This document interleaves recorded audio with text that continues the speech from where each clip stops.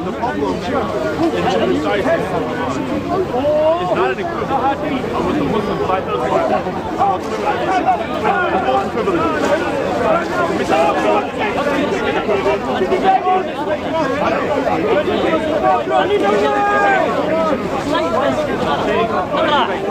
That's your use of reputation against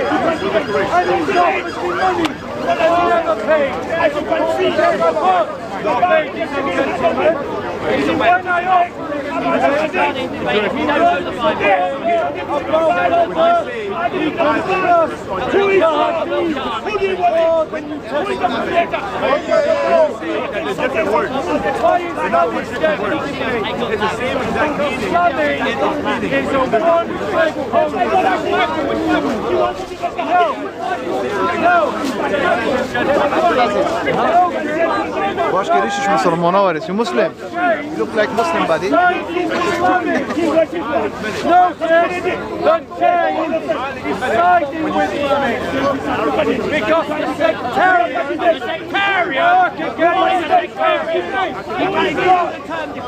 ladies and gentlemen, the offering going on. Lamin, will you debate? Should we trust the New Testament or the Hadith? Yes or no? Yes or no? Going on? Yes or no? Going on? Will you debate whether we can trust the New Testament or the Hadith? Going twice. Who is God? Who is God?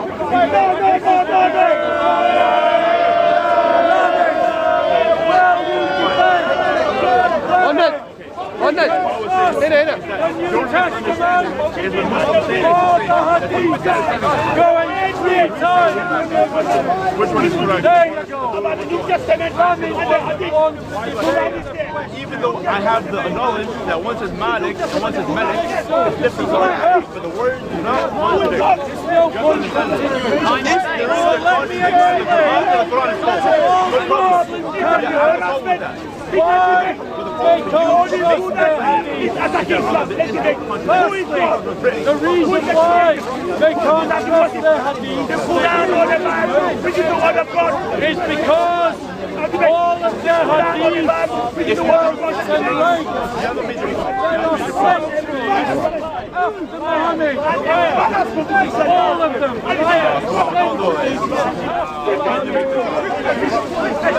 and the number of hadiths, ladies and gentlemen, increases as it goes forward in time, ladies and gentlemen. As it goes forward in time, the number of hadiths,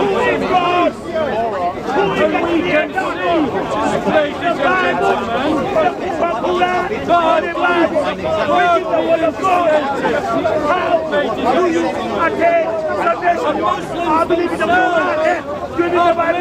that the hadith were being fabricated because the Shia accused the Sunni of fabricating hadith, and the Sunni accused the Shia of fabricating hadith. Now, another reason why we can see, ladies and gentlemen, that the hadith cannot be trusted, ladies and gentlemen, is this, ladies and gentlemen. Aisha and the other Sahaba are said to remember thousands of hadith. Aisha herself is said to remember over 1,000 hadith. How many of you can have 1,000 memories of any person you love, of any person you respect, your best teacher, your mother, your wife? You can't, and you don't, because living memory doesn't work like that, ladies and gentlemen. The only way that over 1,000 stories could be ascribed to the 7 or 8 Sahaba from which most of those hadiths come from is that they invented and lied and made up those hadiths. That's the only way that over thousands of stories could be ascribed to the Sahaba. Defend your Sahaba. Defend your Sahaba. Defend your Sahaba. Defend your Sahaba. Defend your Sahaba. Defend your Sahaba. Defend your Sahaba. So, ladies and gentlemen, can you defend your Bible? Of fabricating hadith. What is good at it? Ladies and gentlemen. Hadith, that is but, ladies and gentlemen, it gets worse. And here's why it gets worse. Because in Muhammad's own lifetime, the writing of hadith was forbidden according to the hadith. Study the Bible. The hadith for 8 years. The writing of them was a forbidden thing. Muhammad said that you should write nothing down except the Quran, ladies and gentlemen. Except the Quran.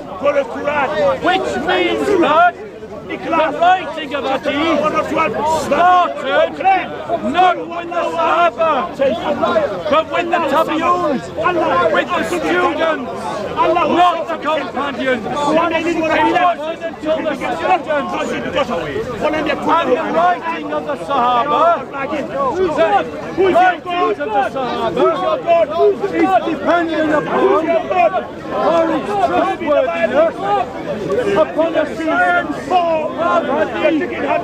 ladies and gentlemen.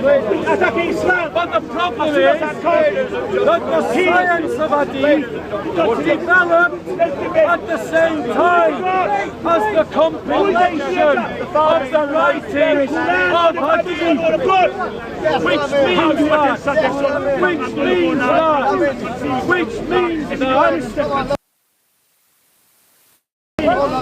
science of hadith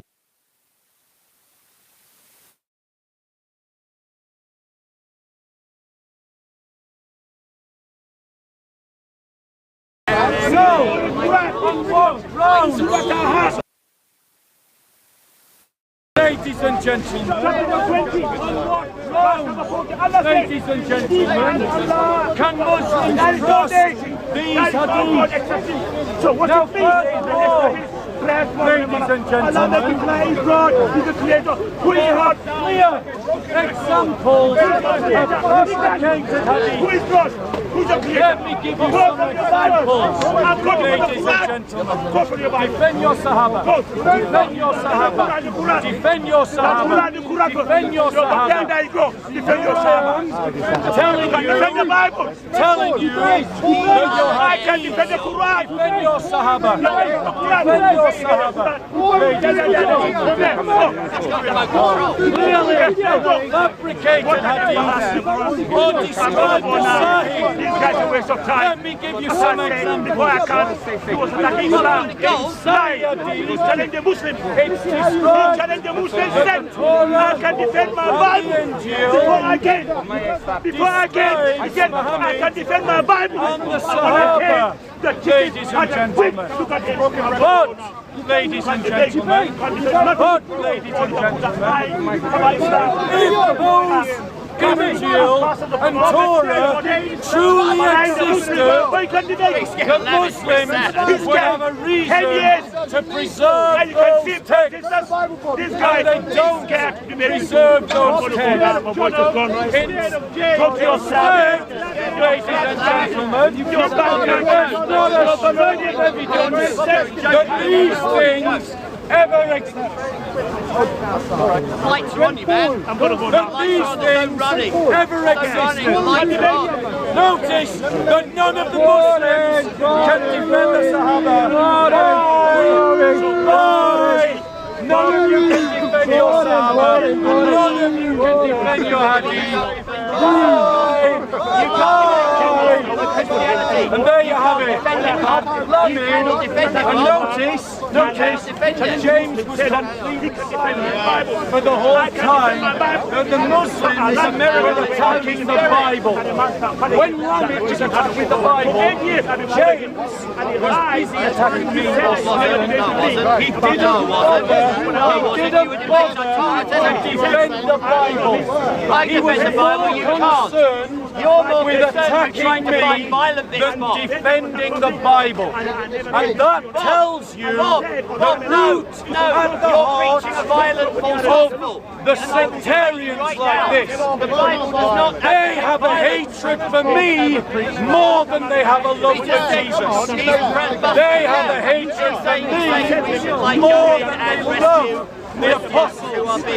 Lamin was attacking the Bible, and James didn't defend the Bible once. Lamin was attacking the Bible, and James was silent the whole time. Now let me ask James this. Hey James. No. In other words, you got shafted by Lamin. You got shafted by Lamin because your hatred for me. I don't hate you. I don't hate you. I warned you. I warned you. I was right behind you with a pole bomb. I warned you. Any other questions before I go on? Jesus never advocated violence. He never advocated violence. As you can see, ladies and gentlemen, the entire Quran was when challenged by a Christian who knows about the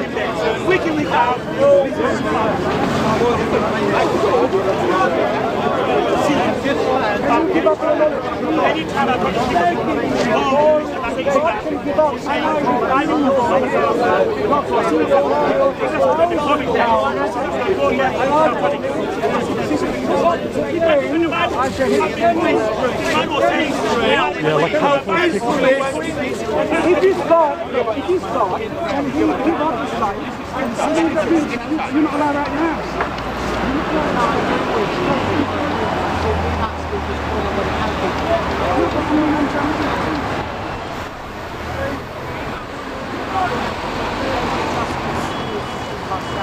Yes, I said it's control. It's mind control. It's mind control. Not crazy, really. Not really powerful, no. Huh? No.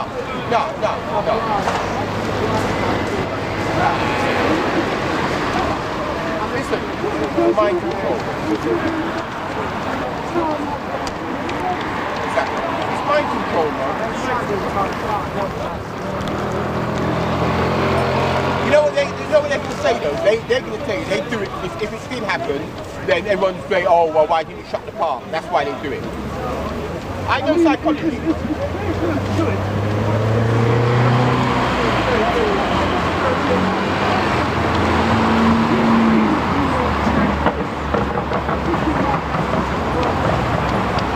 Sometimes it's a power trip. They were earlier, to be honest.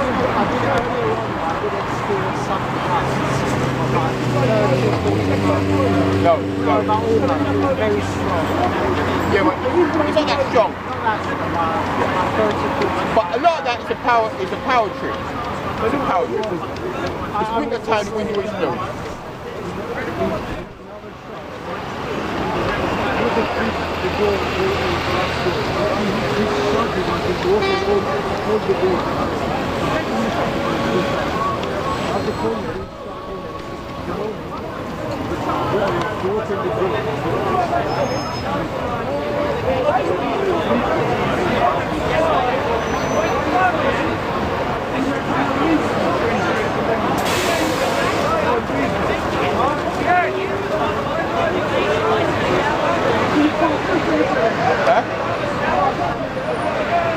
You see, I've always got my chair always prepared.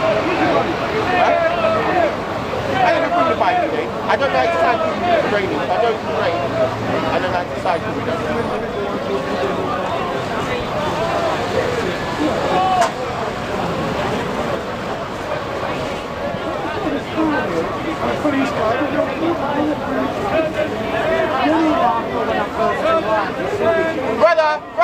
Brother!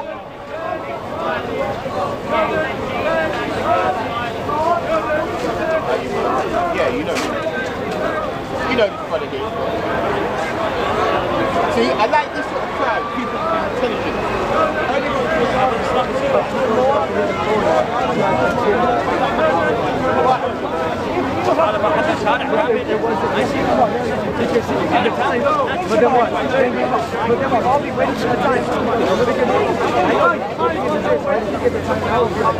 It's going to March 25th, 2028. I got to know that.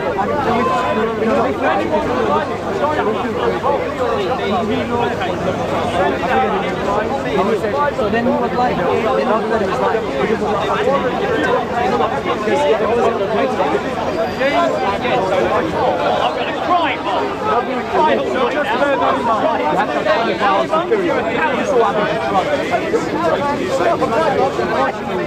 Right, Alex, I'm about to speak his corner.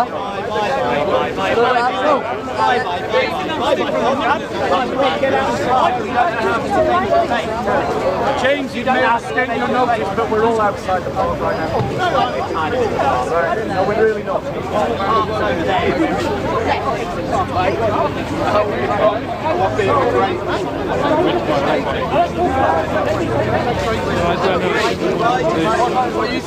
You alright?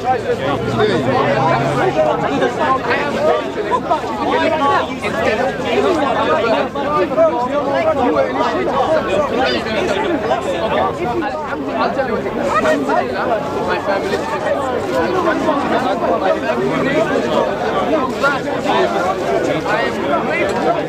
When I was born, I don't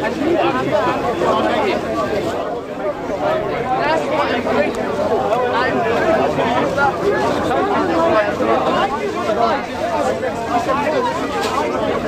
Trevor's here as well, Trevor.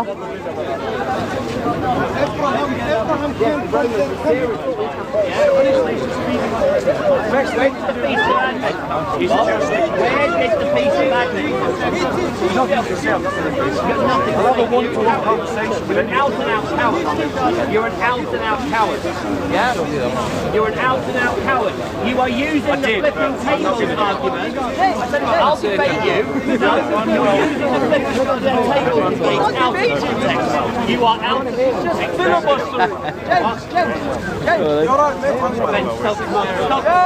Ben Stokes, mother Stokes. Ben Stokes, mother Stokes. Shot, mother shots. Your depression. Man, shot, mother, shot. Don't you bloody start on me. No, it hasn't. No, you're preaching the false gospel. You are preaching the false gospel. Don't you cuss me. Don't you cuss me or I'll cuss back. Sound need to be picked up. So can you do that for me, please? I do the video with you, and you can post it. It's only 2 minutes. No, I mean, yes, but because what I'm gonna record, I have to stand a little bit away, you know. So I was worried that the sound will not be picked up. But because you have a microphone, maybe you could pick my voice up, my sound. You're doing live? You're doing live? It's alright, carry on. I'm not trolling you, Bob. You are a joke. Bob, you are a joke.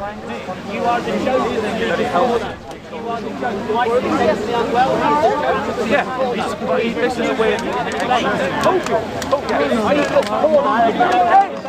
You're a joke.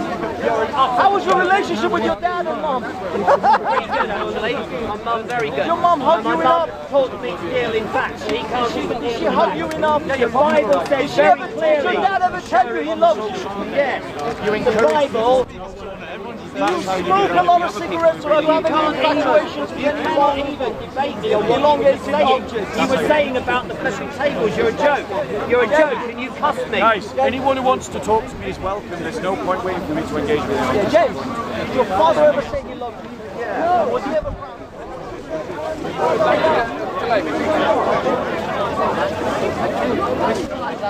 One in Morocco, one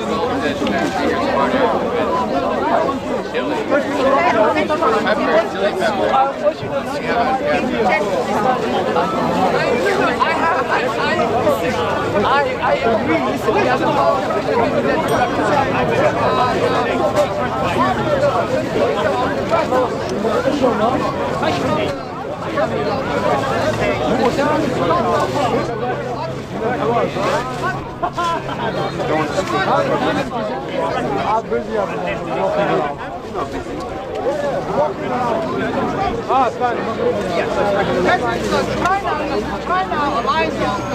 China, Russia, Iran, and North Korea were against the NATO groups. Okay, so I talk about these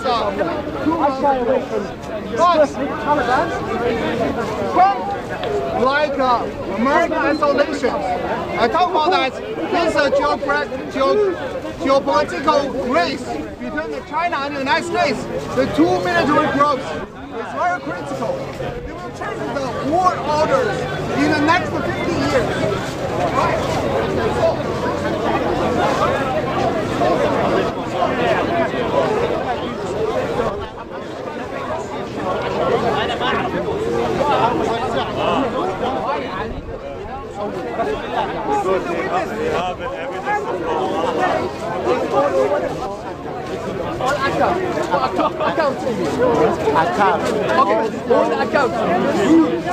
Name one person. Now. No, wait. Name one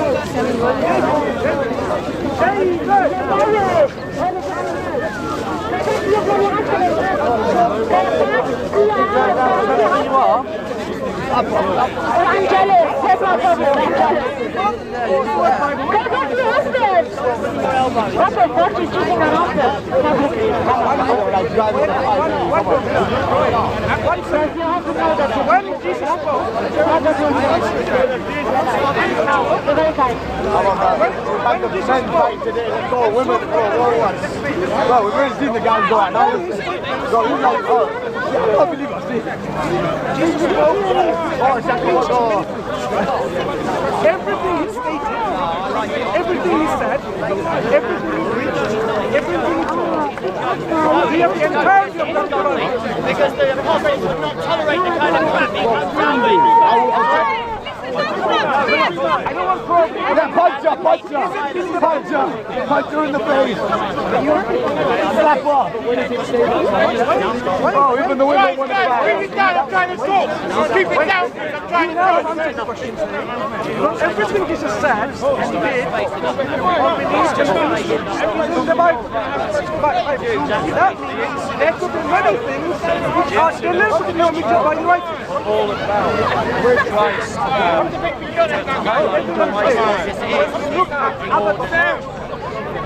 I'm just on your channel, man. Why do you guys worship the moon god? Why do you guys worship the moon god? I already cooked you, bro. Why can't you defend Islam? There are many other Muhammad sold 2 black slaves. Muhammad sold 2 black slaves. Why do you worship the moon god? I already cooked you already. They cooked you 2 weeks ago. They cooked you already. They cooked you already. Bro,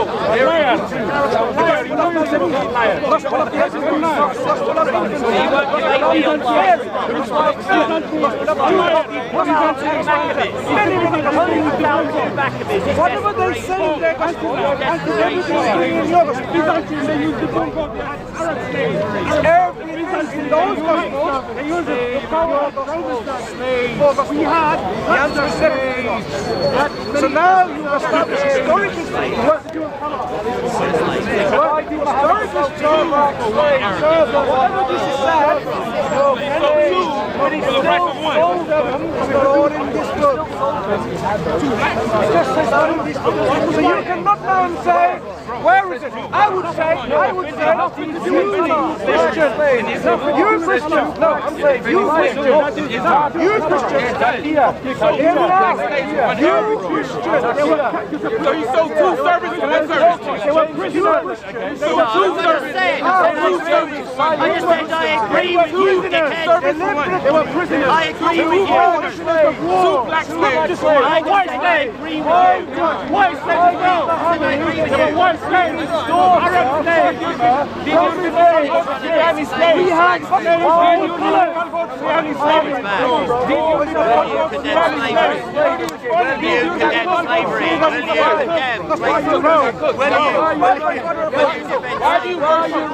Why do you worship the moon god sin? Why do you have the moon on top of your mosque? Why do you have the moon on top of your mosque? I didn't find it free light. No. You have a moon on top of your mosque. What mosque? we all see the It is the moon god. Who is the moon god? What is the moon god? Why do you think your flags got a moon on it? You worship the moon god. You worship the moon god. Arabs worship the moon god. So why do you have did Muhammad have to?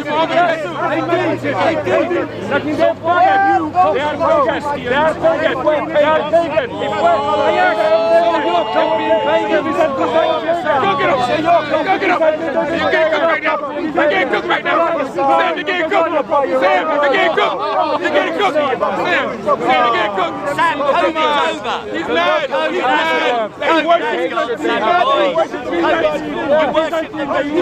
He worshipped the moon god. The moon god.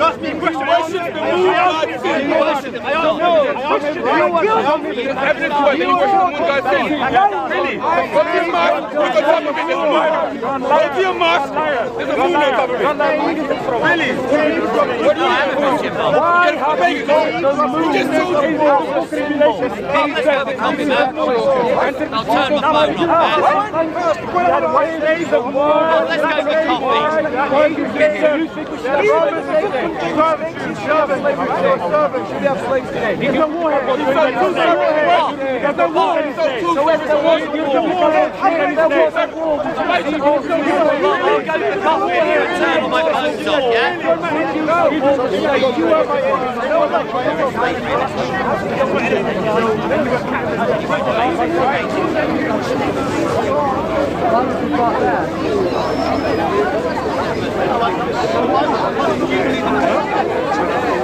Excuse me, please. The time is closing. Why? Because the storm. Okay. And until when? No, next week. Next week? Until next week?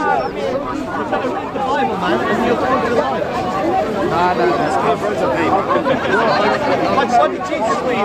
You are losing your salvation. No one comes to the Father. You are losing your salvation. Because we have all to stand because the blessing of salvation, the blessing of Bible and the blessing of Jesus Christ is once you are saved from your sin, You don't have peace between going to Wednesday. That's the thing. But if you are not accepting what you are going to stand in front of him and you are going to be judged by law. So you don't have to go to hell. Sin has to be paid for. It can't evaporate. No, by Jesus. Just for the Bible, animals are so what? Talk about it or something. They were just for Turkey's yeah, but only Jesus can well, do that. not just that. It's all about contentious subjects. Only Jesus can take away.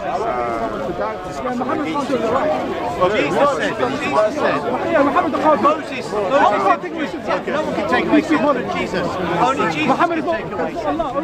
Jesus is the Saviour, that's why he saves you, that's why he takes away your sin. No, you make God a prophet, you make God a prophet. He's more than a prophet. Don't relegate my God, don't make my God little, don't make my God little. My God's big, my God created the world. No, you're making my God little, because in the beginning was the Word was with God, and the Word was God. And that's only one of many titles. Don't just relegate him to a prophet. He's bigger than that. Yeah, but it's like me saying, he was also a carpenter. He was also, my friend, he was also a carpenter. But he's bigger than that. He's a prophet. No, he doesn't. You don't believe in the Father. You don't believe in the Father. That's because you don't believe it. Allah says I am not the Father.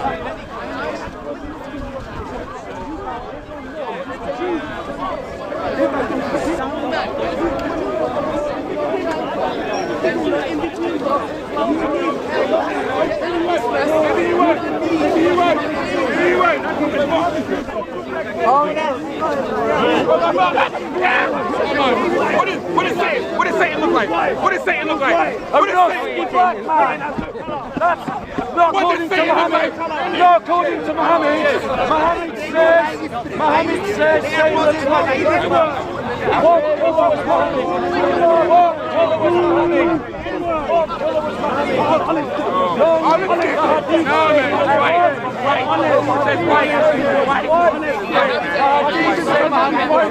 I don't need a lecture without evidence. Yeah, if you bring evidence from the Bible, I'll listen to you. No evidence, lecture yourself. You have concocted yourself.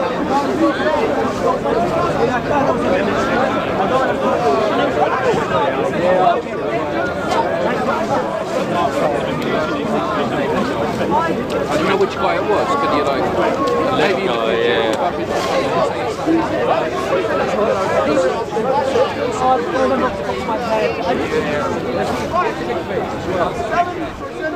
Population of Russia, they live in the Europe parts of the Russia. So they never think about they are Asian countries. They think about they are Europe countries. So what happened? The Russia was isolated by the other Europe countries, like France, like Germany, like UK.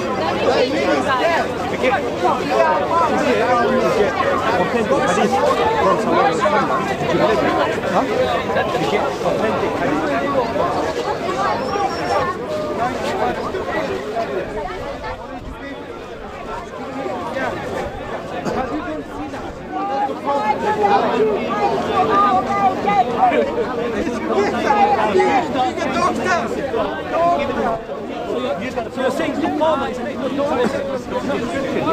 told himself, the prophet said, we got one. In Hebrew and Arabic, the word for farmer. Hebrew said 3 out of 5. We will skip from the Rab. Rab and Ab. Linguistically correct. Rab means Ab is someone, the father of Rab. Rab has similar to Rab means Lord. Rab means someone. How many Arabic are there? Someone takes care of Rab.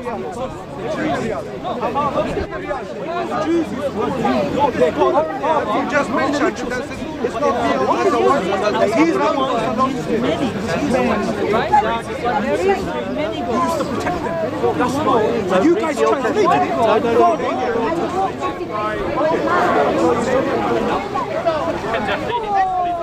Have a serious In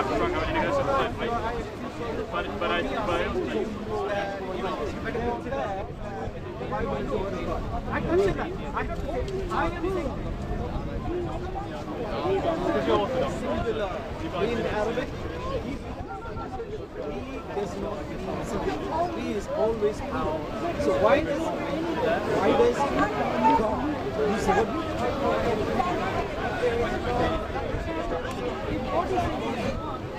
I mean, this is another. You can't explain that using Judaism. You can't explain that using Islam. But both of them do have these about. What is their explanation? I tell you what is Islam. What is Islamic? What is, I come to Egyptians. What is Islamic criticism? It is very easy that they say this is a royal learning. However, I do not see that in the royal learning. I do not find it the only place that is actually and in this case it's more damaging. You know why? Because Allah gives us He now who's the we? It means Allah and Jibril. It means Allah and Jibril. Because if you have regulated strictly on word form, don't go to theology. I'm just saying in Arabic. Brother, you finished? I cleaned it in raw. They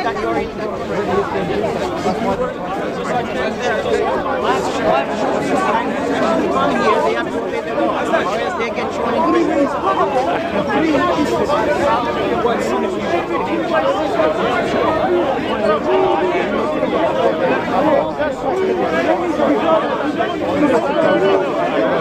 Mansur, that's the first and two-way system. That's the best way.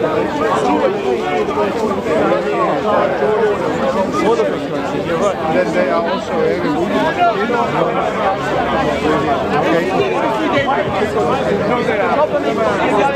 the wrong way. They want to debate people like you say don't I am.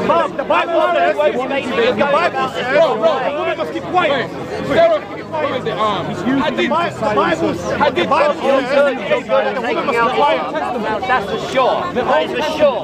Bro, you read Arabic? So do you follow Old Testament? You follow it. But you follow it. So your Quran is a Don't divert. Do you follow Old Testament? I understand. And so that don't follow Old Testament. I follow the New Testament. The New Covenant. You're a good man. He doesn't know what about this hadith. He doesn't. What about this hadith? Let her talk. But if you want to... No, let her talk. Let her talk. Not like this. Let her talk. I mean, he's happy, but right now it's not the hour. Right now it's not the hour. I mean, yeah, after. But when you do like this, when you other Christians, it says iron sharpens iron, so one man sharpens the other. It says if there's... If he had been, if I'd have come in and he was doing this, I'd let him alone. Yeah, but you're not supposed to do that like that. It's my only water though. But you can take it. You can take it like that. No, it's fine. It's fine. I just got it. He doesn't love Jesus. He doesn't love Jesus. If not now, then when? You have to take him to the side. I've offered that. I've emailed him. I've offered it. You have to take him to the side. I've offered it. Dude, I have offered it, yeah? I saw his demo. Show me what?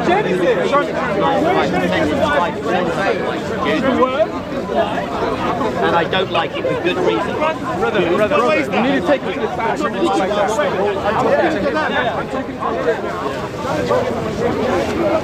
Somebody's putting our hearts when they come here, even when it rains.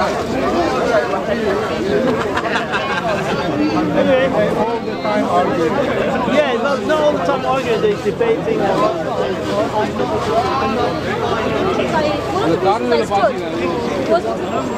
I am one of many.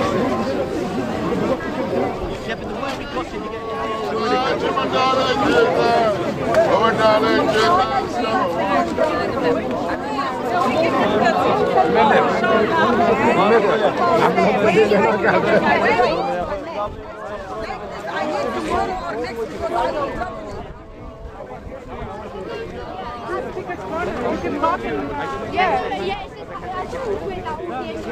Park close hazardous.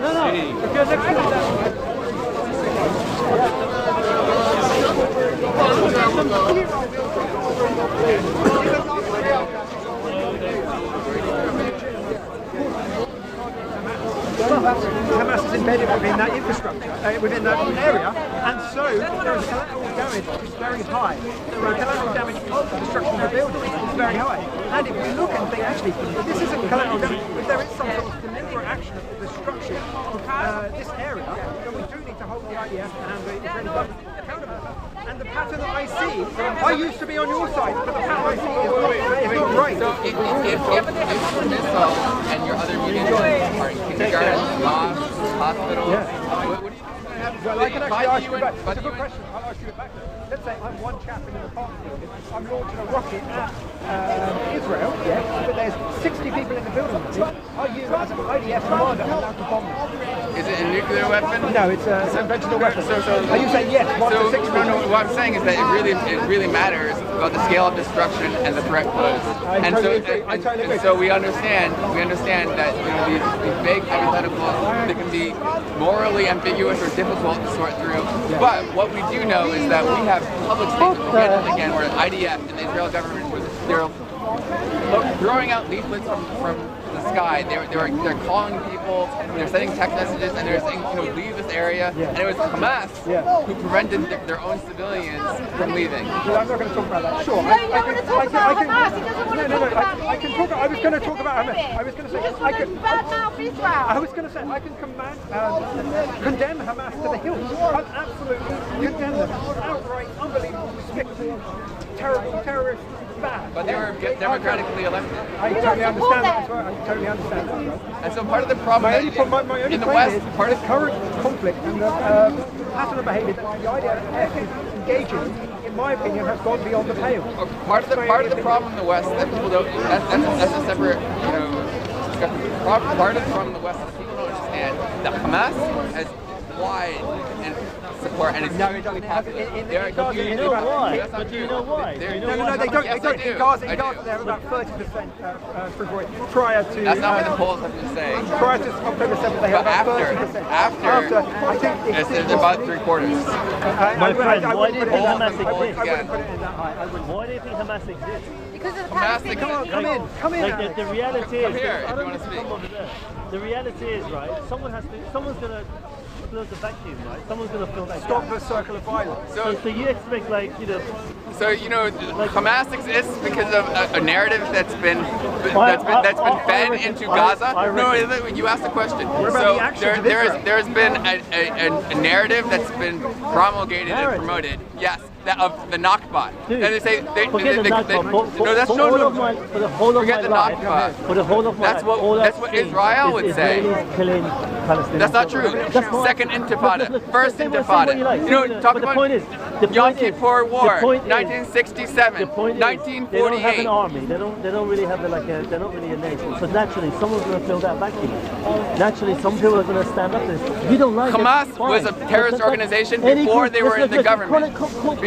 Internationally designated. Internationally designated by nation states.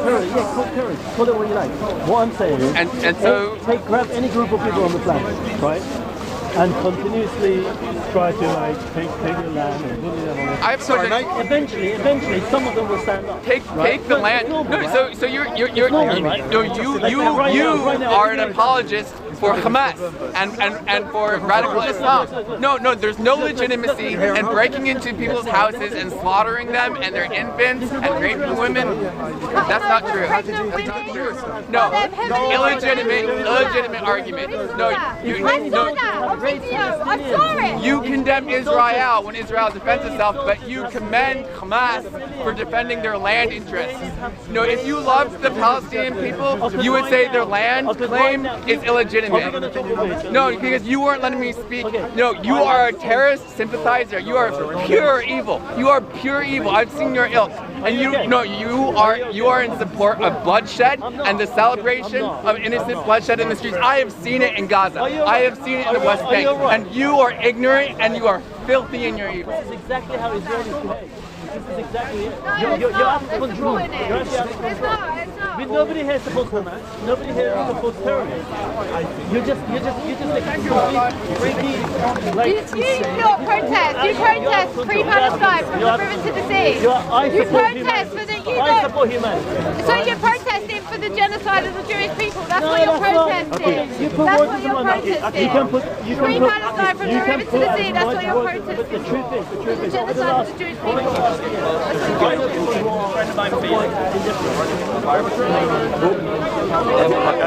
He said me and Bob today. All run away like a chicken had a wing. What do you mean run from the Bible? I'm a Muslim. You won't get your Bibles out from me, will you? So you're running away. You're a chicken had a win. You can't debate. How many times have I debated with you? How many times? How many times? About 3 or 4 times.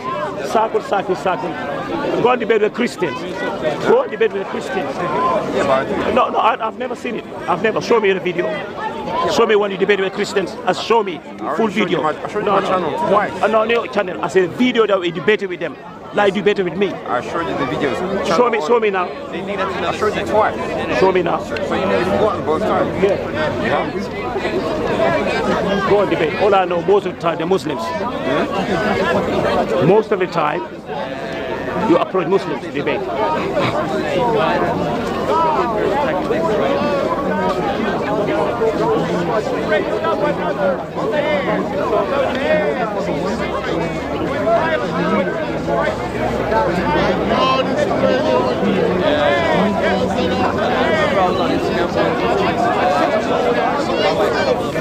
Come Saturday, come to Brixton. Abu Razak will be there for you. Abu Razak will be there, give you Bible lessons.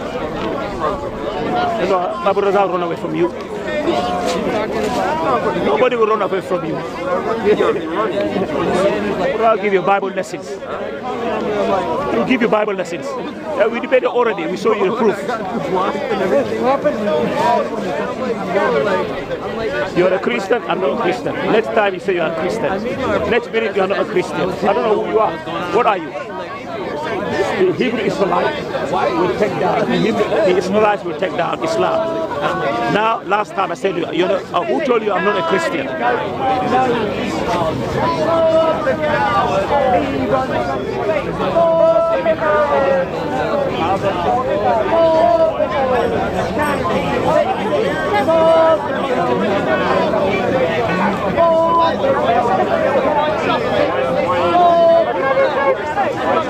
It's ignorant.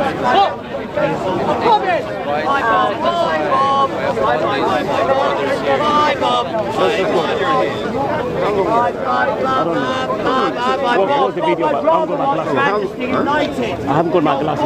Tell me, what's the debate about? Play. I said play it. Play, let me listen to it. When they hear the verse, No. they're paraphrasing, like in a sense, or like amongst them are those who are not arrogant, you know. I see that a lot because over in America, in the States, and I'm sure here too, there's good American people, good British people that are actually seeking the truth. So out of all these people, What is this? What is this? Why do you put, like out of him? one or two, that's, you don't know the domino effect that will have, you know what I mean, down the generation. I want to see your face. What are you? Show your face to people. The camera. Yeah, look at this. Put that, I can see you. That's crafty. They're recording people, no one can see your face. Bring that, buy that one. Yeah, you are recording people and no one can see your face. That's crafty. Why are you just complaining? I'll complain. The people want to see the debate. It's important to two people debating. But you are like that. No, they don't get to choose how it happens. Debate is better that way. Two people stand up and then they're sitting. No, who says that it has to be like that? Yeah, that's it. That's how it's sitting. But who says that? Look, that's how debates have to be. Not like that. Debate. Yeah, but who said that? No one says it. But that's a no. Look, this one. Ask anyone. Two people standing and debating, and then you would ladder. Which one is more effective? I'm asking you. Let's go and ask out. Let's ask anyone here. They will say two people. They say, look, if you're watching two people debating, you can see both of them. Body language is understand what they say, and someone recording out, and then they are debating, but you can see only one person. Which one is effective? Let's ask around and see. No, I'll tell you. The majority will say two people. Yeah, the people who are dumb will say they have to see two people. People are dumb. Okay, everybody's dumb. Most of them are. But the people who are intellectual. Are you intellectual? Yeah, so the people who are intellectual... You are intellectual. No, It's people are... only a dumb person will do that all the time. One off is alright. I've done it, one off. But all the time, a dumb person will do that. Okay, so you're insulting, you're insulting yourself, not the majority of people. They saw it, they were like, this is from Allah. All the time, word of mouth, ole Allah, ole, ole,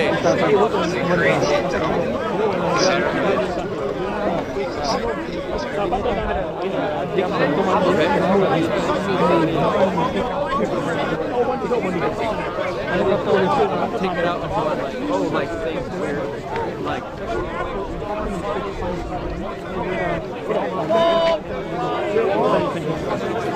That's why there's still some influence in Spanish language now. I will expose you, Bob. I will expose you. He's from Cadiz, which is 2 hours from south of Granada. They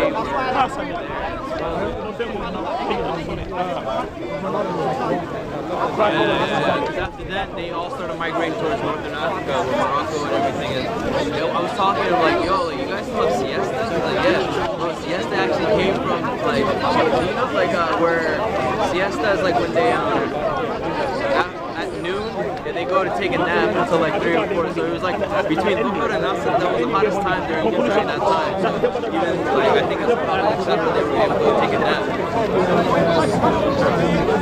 Yeah.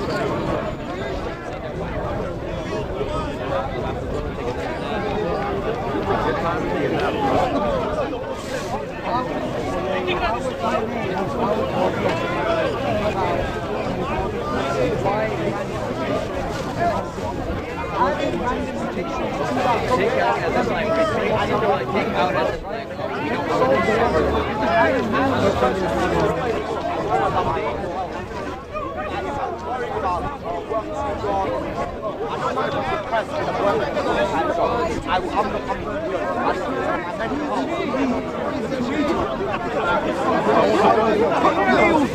He was helping. I was thinking about the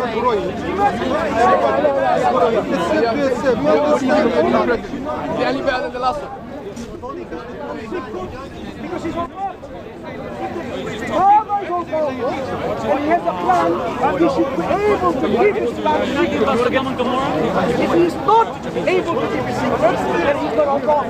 So by definition, if he has a plan, and he wants to keep it secret, he will be able to keep it secret.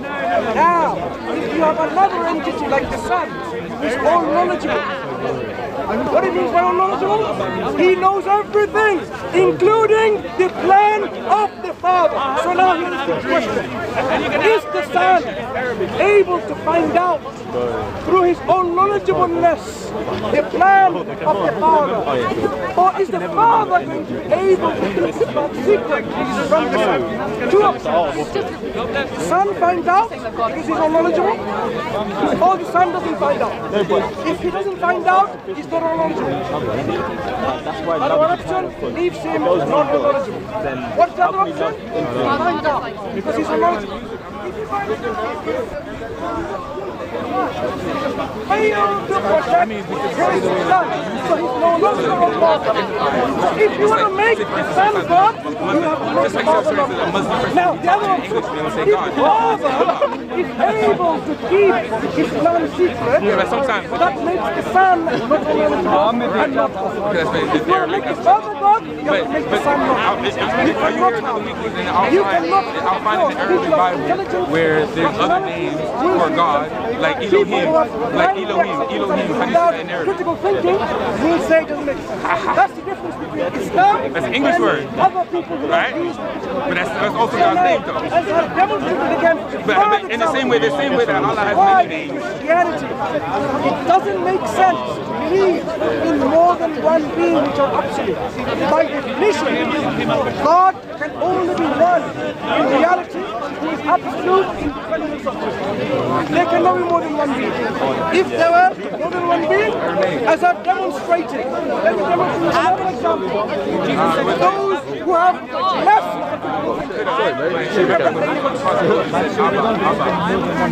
this is a leaf. This is a leaf. Anyone who's given the characteristics of God is able to Yeah, we see. So exactly. If you find that in Arabic, which is God, right? Yeah. Yes or no? He's actually quoting Psalm whether you're going to be person, hypostasis, entity, whatever. So hold on. So then that word right there, by how do you definition, say that in Arabic? power to lift this leaf When he says, yeah, how do you say? Now, How do you say? imagine if the No, father it is Allah in Arabic. start with the son. Is the son So when was he switched? able to lift this leaf up to 1 meter beyond 3 meters? Because it's all So you don't have a viewpoint. You don't know when he came to the cross, when he was switched, when he was taken. Able to lift so am I. I'm giving you response. same leaf up to 2 meters. Hold on. How do you? The answer is yes. Because it's all powerful. So my question to you, all people of knowledge and thinking about knowledge, where is the leaf going to go? 1 meter high or 2 meter high? Son wants it 1 meter, father wants it 2 meters. No, I'm sick of it. So is the leaf going to be lifted up to 1 meter as the son wants, or 2 meters as the father wants? Ask him a question, he runs away. If this leaf remains at 1 meter, that means the son is all powerful. But that means the father is not all powerful. He failed to lift this leaf up to 2 meters. Can I read him scripture? Can I read him scripture? He won't let me read scripture. He's gonna say it's corrupt. The leaf went up to 2 meters. If that leaf I'm gonna read. Don't worry. Let me find it. It means You're talking about the Muslim shop. Yeah, I know exactly. That's exactly what he's gonna do. The minute you ask him a question, the minute. that means the father is all powerful. But at the same time, He's been listening to him. He's been talking for an hour. You cannot have Yeah, for an hour. I haven't heard him speak at all. Let him speak. I'm sorry. I said your questions. I'm not even. Wait. No, out of respect, be quiet. Because you. Wow! You were talking for an hour. You asked me how many questions. I have not gone through your questions. Yeah, I am gonna. You need to listen. Now here, I am continuing. Wait, let's see his example. He's been lecturing for an hour. It was a debate. Why can't he talk? Let him speak for an hour. Okay. Now, thank you. I'm not hacking. I'm just listening. I've been listening to him. I've been listening for an hour. So many questions, the answers will take longer. So just like I allowed you to complete your questions without any interruption, I expect you to do the same. Be a gentleman, and keep listening to my answers. So, now coming back to your answers about Jesus Christ, I've demonstrated with 2 examples why Jesus Christ cannot be God. You can have a comeback to it if you want, but it is impossible, rationally speaking, The Quran says he's God. anyone to come back with a response. Why can't you use the I'm Quran? telling you and asserting you that is the case. Why? Because this is a rational argument. Who's the word of truth? And it's found on. If you find the argument has Right, I know. What is it confirmed? What is it confirmed? What does Quran confirm? now, That's nonsense. They only say nonsense. If I'm debating a Muslim, And Muhammad didn't live a perfect life. paradigm against them, right? Who made him a prophet? His wife, a pagan. He's just debating the Trinity. Yeah. He believes the Trinity is false, so why is he bringing it up there? Right. The same logic. You guys are screaming for no reason. Oh, I'm sorry. You're kind of close. you're interrupting. A perfect being, by definition, And then there's some is random not text off to the side. someone Even if it's deficient, someone who believes in anything. anything. Use the false He has power. So Muhammad's not a He will perfect not being. be Islam and Tawheed. Hold on, we're talking about no, because we're talking. He was talking to him. Is he the son? No, you cannot say That's how that. speakers You go. need to If be the son. you're going to talk about different paradigms, right? Is he the son? No one knows the hour, not even the sun or the angel. If you have any questions, write it down. Same script. I'm not going to allow you that. No. Oh. That's very rude. That's very rude. You've been talking for an hour. Yeah, man. Let him speak too. As I said, if you ask me one question, No. if you ask one question, Where is he? maybe Where is he? Lazy. Because you actually... Tell him I got the 2 Qurans. You actually asked... Oh, he's right there. He's right there. The monster is... Hey, Uncle, look. Where's he at? He's right there. He's right there. Yeah, he's right there. Here's the 2 Qurans. There you go. There you go. You got the 2 Qurans. You ready? You ready? Walk with them. You ready? Listen, you're interrupting. Don't talk. Don't talk too much. Okay, I'm talking about you once. So, as I was answering, if you had asked me one question, I would have finished maybe 5 minutes. So, look, excuse me. Right? Pizza. Why are you so uncivil at the delivery? Why are you so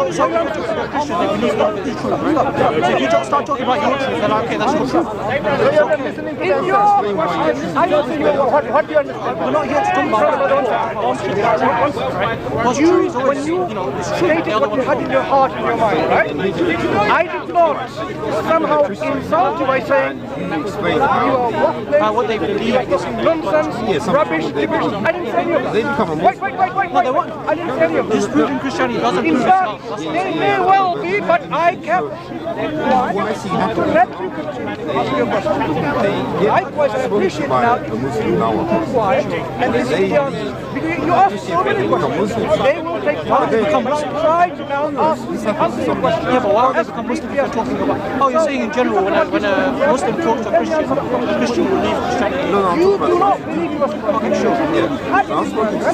Then he would demonstrate his perfection. You were Christians before. Let me give you an example of imperfection. When I spoke to them, asked about the Bible, they didn't really know. You believe so Jesus what essentially happened is that they managed to get people who are but do you think there are people who know a lot about the Bible and still become Muslim? Well, you have to show me someone.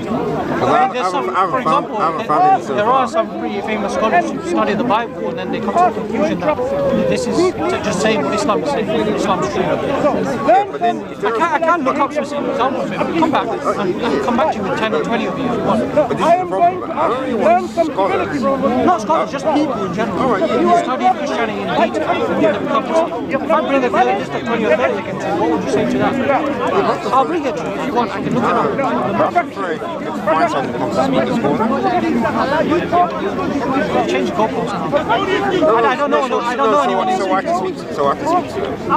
What would you like to speak to them about? No, because the ones I've spoken to so far, I've noticed that because I've spoken to 3 of them, I've spoken to 3 of them so far, and their knowledge, I could tell they had because I asked them certain things. Okay, that's true. Yeah. So you're saying that they only converted because they didn't understand Christianity, and that if they understood Christianity, they wouldn't convert?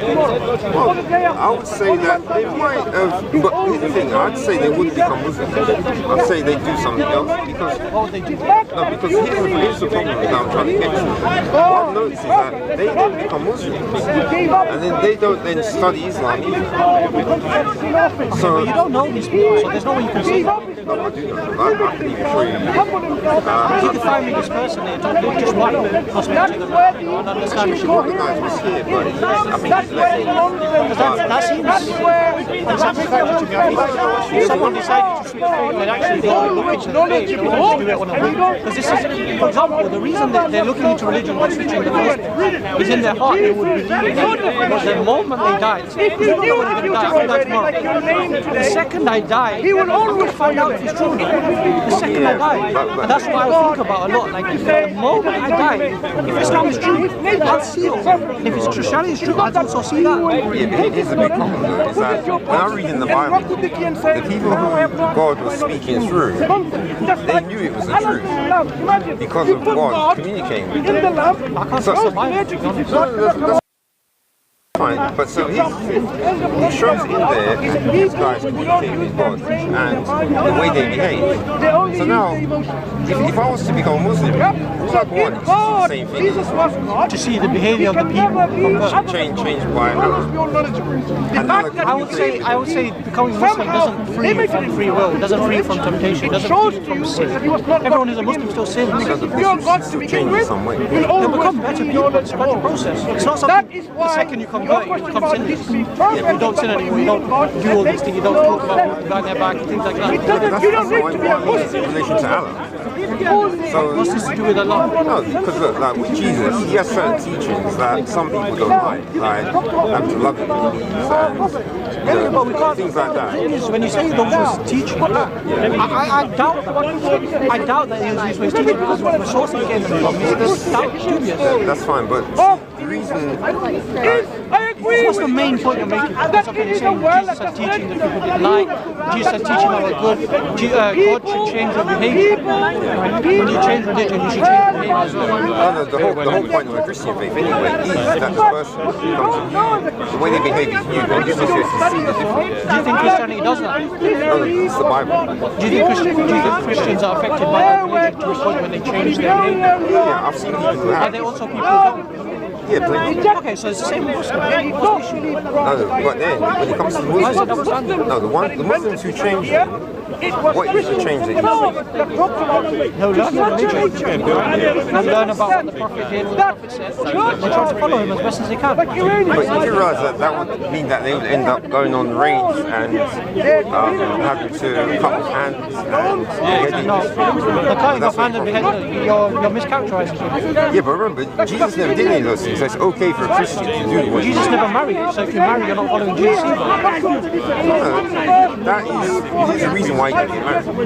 Why didn't he get married? Because he had a mission. Okay, but the fact remains you didn't get married. So if I get married, am I now not following Jesus? No, you're not doing the mission either where he had to die. But you're saying he died, but I don't believe that. So factually, like there is a real life, just like this bush is here, it is here factually. Whether Jesus died or not is also a factual thing, right? And if it didn't happen, then Christianity is not true. So we have to determine is it true. Yeah, but then we have a kind of a problem here because you're saying that that's the only thing that's something that someone has to determine. But here's the bigger problem: is that what everyone has to look for in life is how to know which information is from God. Yeah, that's the most important. I agree. Right. Because without God, you have no guidance. Yeah, so you have to get the proper guidance. So the information coming to you, which one's from God? Yeah. Okay, I agree with that. Right, so now we have obviously the two big ones, the Islam and the Christian faith. But here's the problem.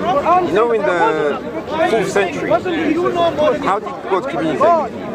What do you mean by 400? Like 400? Well, 4th century is 300. That would have been the message that Jesus gave. Oh, okay. They were Christians then, right? Right. So what you're saying is that at that time, the way people got salvation was through the message of Jesus. What do you mean by salvation? Saved from what? No, eternal life. What's eternal life? What side are you on? Once you die. Christian side. Yeah, you got to help your body out then. The moment you die in Christianity, what do you see as a human? The second you die. Excuse me, Mr. Speaker. I'm going to let your opponent. The second you help them, and he'll come to you when you die. I'll say it when you fight. No, he's crazy. So between the second you die, I don't know how it there's nothing. So you lose consciousness. Is this a dialogue or a I don't even know if that happens, but Because when I mean conscious, I mean you have a perception, right? When you sleep, your perception is different. the other guy's opinion. obviously you die, there's a point where you're not quite dead. So at that point you'll be black. But once you do actually die, There you go, I help you. You believe that when you die, you're still conscious. Your soul's like your body, you still, the body can still feel what's around you. Still sees the people going past and all of that. So when you're being buried, you'll be there. The soul's coming down, hearing people walk away. and that was in a Sahih hadith? I mean, I'd have to confirm it. Right? This is what I've been told. I'd have to confirm the exact source. I can do that if you want. Okay, what is within the Bible? It's explained directly that when he comes back, people who are dead will be raised, and the people who are alive, they'll be transformed. And this all happens at into the eternal body. And is this on Earth? Yeah, because he's coming back to Earth to fight. And so as he comes back, will he be back on Earth? You're going to go, what's heaven? Heaven's on Earth? The physical, like where we're standing now, this will be part of heaven. But will it be the same planet? So the planet Earth just ceased to exist. Okay, so you wake up. Yeah, the whole Earth here. Wake up on this one. And then what?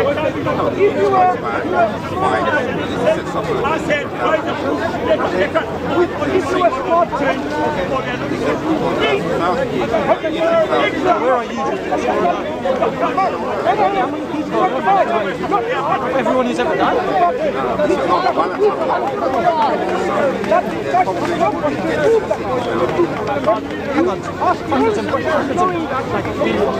Out of human history, where about 110 billion have lived, so well, all of them on Earth.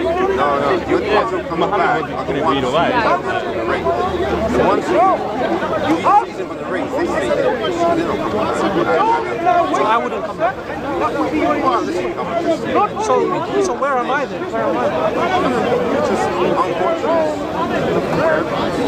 So there'll be 110 billion dead bodies. Wow. These are physical bodies.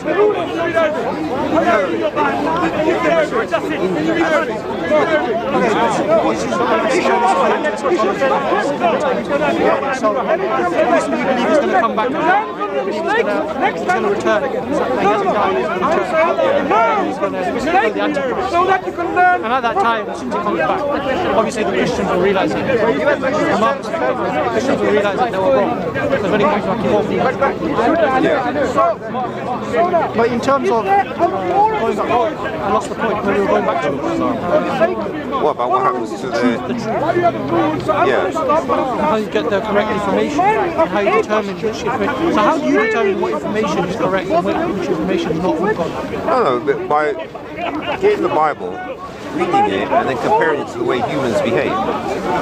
So I'm using what I read in it. How do you determine it's from God though? Because to be honest, any book with human behavior. This is why I went back to the 4th century. Because at that point, like I said, the only mission that existed was from Jesus. Because even though there are other beliefs, like you had Gnosticism, etc., you could tell they were fake because they didn't care about evangelism. Because any person who's selfish and comes up with a belief, they're not going to care about evangelizing. They just care about themselves and what they're saying. But that's the Jews, right? The Jews do that. They don't try to spread their belief. No, the original Jews who believed in Jesus, they did spread the Jews right now. Yeah, the ones right now, but they just follow some. They follow their rabbis and their teachings. Yeah, but they take their rabbis as God. Yeah, but the problem is they want the Talmud and the. Yeah, so those are written by their humans. So they take those humans as God by following their commands. It's the way you follow God's commands. Because that's what I'm saying, take God's commands. Yeah.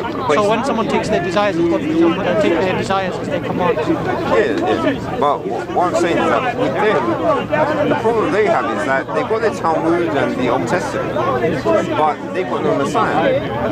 So they're still waiting for the Messiah. Yeah, so the big advantage that the Christians have is that we have the Messiah's come back, and we have the writings, and we have his instructions as well. So we have a more solid faith than they do. Because theirs is still more man-made. So do you believe all the Jews, when Jesus comes back, they won't be raised? You would not have. No, they have to be. When the Antichrist come before Jesus? Yeah, but you call him Antichrist. The Antichrist is going to be a man, right? Yeah, no, but in the Bible... He's away from Messiah. We believe that when the Antichrist comes, they believe he was the Messiah. Because he's going to do signs, right? He's going to control the weather and make sure it's going to bring dead people back to life. Yeah, but the thing about it is like, in the Bible, Jesus has directly said that The only way he's coming back is from the sky. So We agree. We think he's going to come back on the sky too, with angels. Yes, so basically any Christian who's not deceived, any Christian who's sensible will not be deceived by someone who's on the ground. Actually, I don't believe that because right now, so with Christianity, they believe the Son is someone who does, someone who was on earth, a man who walked around and he was able to do miracles because he was God, not because God allowed him, because he was God, or maybe because God allowed him to.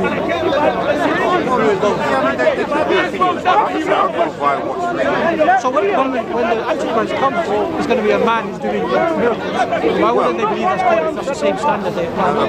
Here's the thing, when it comes, it's going to be a super deceptive. It's going to be very, very good at. We believe that he's one of the biggest. Call it fitna, it's like a trial, right?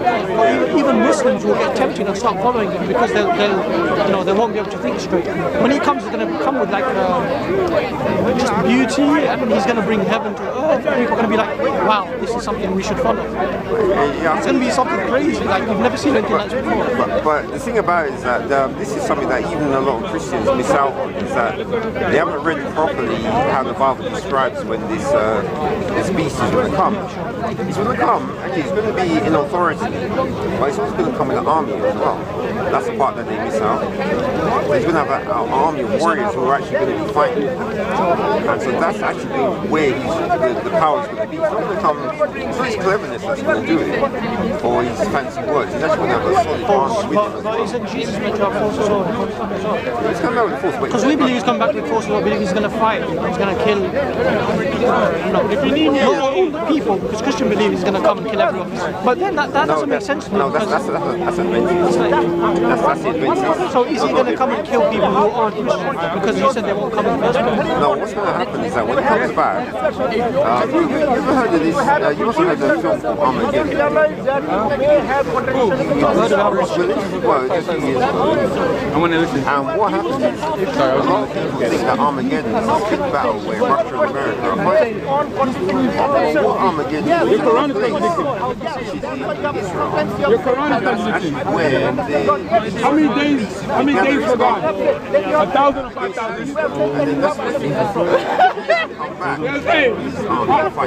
So we believe what is the day to Allah? 1,000 or 5,000? The Temple Mount, the Holy Mosque. Bro, I'm going to cook you again. Off camera. So, in terms of similarity, but can we go back to like how you know what's true?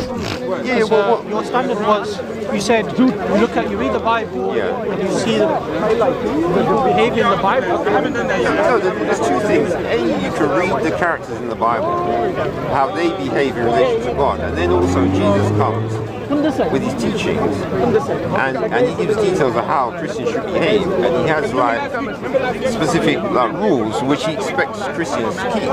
So in terms of the Quran, it does the same thing. So doesn't that make it also the word of God? Yeah, but this is the thing I've asked Muslims before: is where are the teachings which are direct, like how Jesus told Christians what to do? So in the Quran, there are direct commands. Yeah, you got an example? There are a few direct commands, like rules when it comes to marriage, rules when it comes to... Yeah, but what I'm after, it's not about living on earth. It's more about how... Because what Jesus came to do is to make people, get Christians to behave like how they would in the kingdom of heaven. So that's the reason why we have the things like loving your enemies. Because of course, that doesn't make sense in a world here where there's lots of evil going on. So you're saying the Bible doesn't have commands for here? I don't know. What God wants is for people to behave that way here, even though it means that it puts them in more danger. But regardless of the command, if it's coming from God, He'll accept the command. So if Qurans come from God, you'll accept those commands. If the Bibles come from God, you'll accept those commands. But how do you determine it's from God? Oh, because of the purpose of the command. So you're saying because of the wisdom behind the commands, it makes it divine? Yeah, well, that in the root, because like I said about loving your enemy, that doesn't make sense in this world where you're trying to live. To be honest, someone could write that, right? A human could write, love your enemy. as well. But how would it make sense though in this world? That's the problem.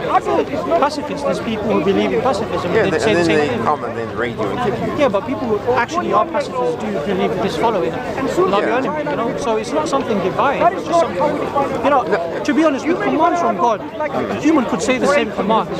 Yeah, but what you saw there. Like even with the Quran, there are commands in the Quran that you could, because you do believe at the moment that the Quran is not from God, which means that the commands in there will be from a human. So in terms of the commands and wisdom behind the commands and the purpose behind the commands, that doesn't really prove divinity. I'm more interested in how do you know the books from God? Yeah, but those commands, I'm talking about the source of them. Because why would a man, like when Jesus gave his sermon, the big sermon on the Mount, why would a man give all those instructions Jesus is giving about how you have to show love? We believe Jesus was a prophet too, by the way, so we believe he did give commands.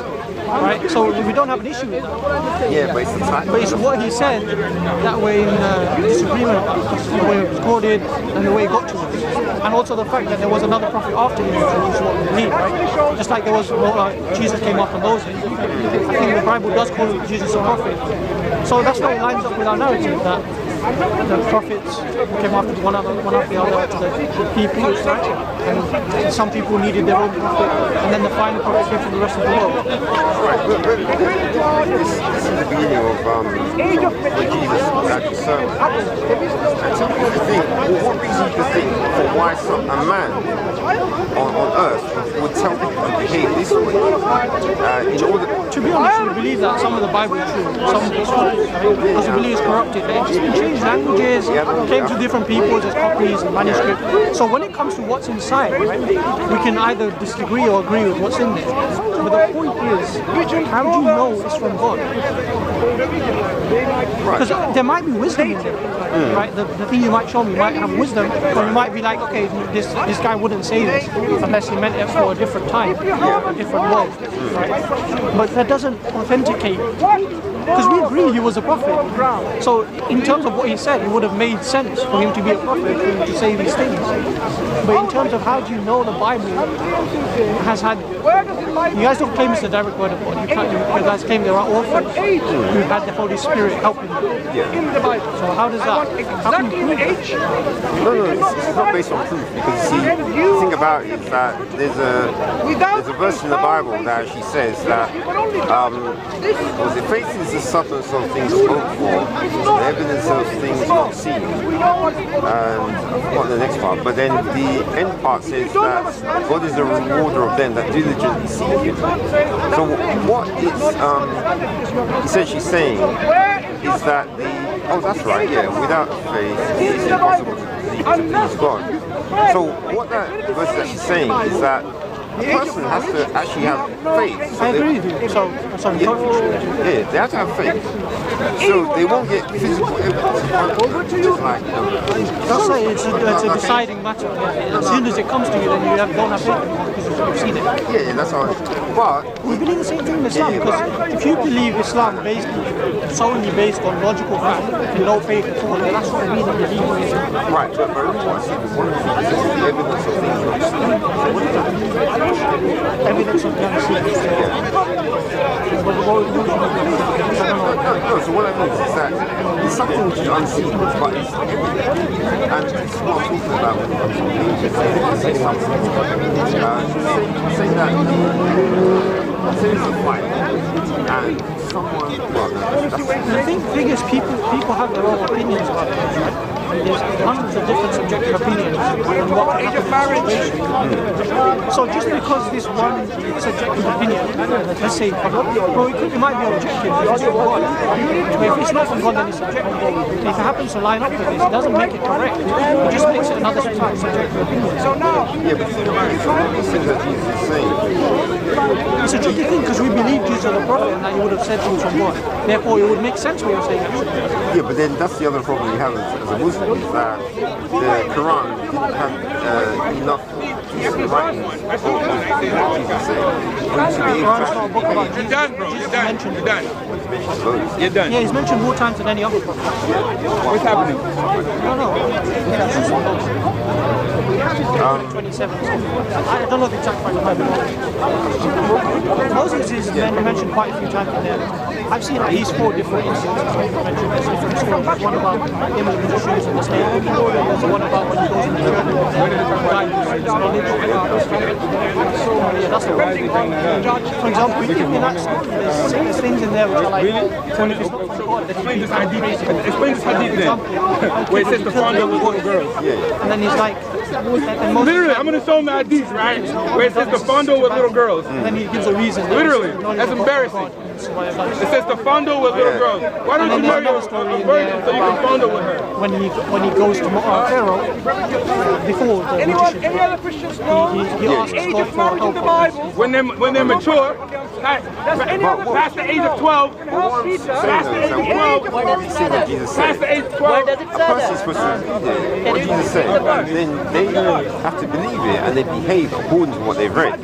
So if they rebel against what they've read, then that means they don't have the proper faith in Why didn't Muhammad what's his name, marry Fatima? Oh, because she was too young. Because Hindus do the Is same that thing. correct? Is that correct? I can answer. Why y'all going to that for? Why y'all going to that for? Because if you have a Hindu, they can read all through their book. If someone came and trod on their foot, what does the book tell them to do? Well, there's a concept of karma, and some Hindus might believe you don't harm anyone, so they might not harm you. That's fragmented. Whereas with Jesus, I think not have to do it. It has to, but you have to have it's the same thing. I'll find it. Don't worry. I'll find it. You know what? I will. Give me 1 second. And then when I show you what happens then, and you convert to Christianity. that way. Wait. Are you going to convert to Christianity? No. See, no, it's physical. Wait. Why are you sitting now? Wait. You know what about? So would you say you know what the Holy Book can change the way of life? No, what we're looking for is darkness in that holy book, which is Why am I acting for the person and making them a certain way, which is consistent. That's every book. Every book with a belief has beliefs in it or commands in it that should change the way a person behaves. Yeah, but solid. Remember what you said about the Hindu? You said so you can throw insult, then when I start insulting you, what happens then? what Jesus said, there's no variation. You have to actually read what he said. That doesn't prove to me that God. It just proves to me that the book is convincing. Yeah, this is the point I'm trying to make sure is that, remember, it's not for the Because my original question was, we have information, so I'm a human, mother gives birth to me, I might have parents, I might have parents, if I grow up, and God is supposed to guide me. And the reason he's supposed to guide me is because it doesn't make sense to trace 20 minutes and not guide me. How are people learning? He's the guide for 20 minutes. Yeah, well, he would guide the parents first. So it's the parents' responsibility. If the person's born an orphan, they're still going to get guidance, right?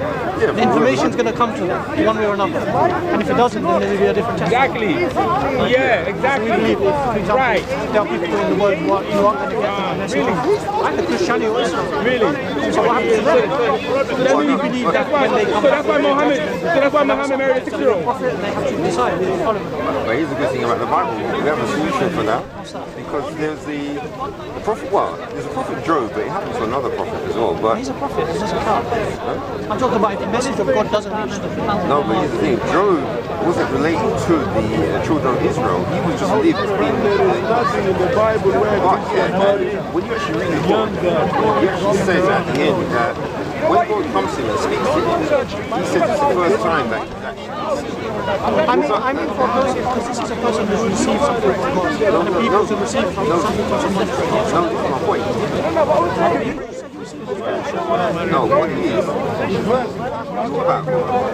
Because when God actually comes to him, he says it's the first time that he's seen him.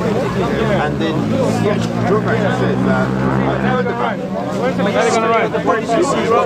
Yeah, I know. I'm referring. I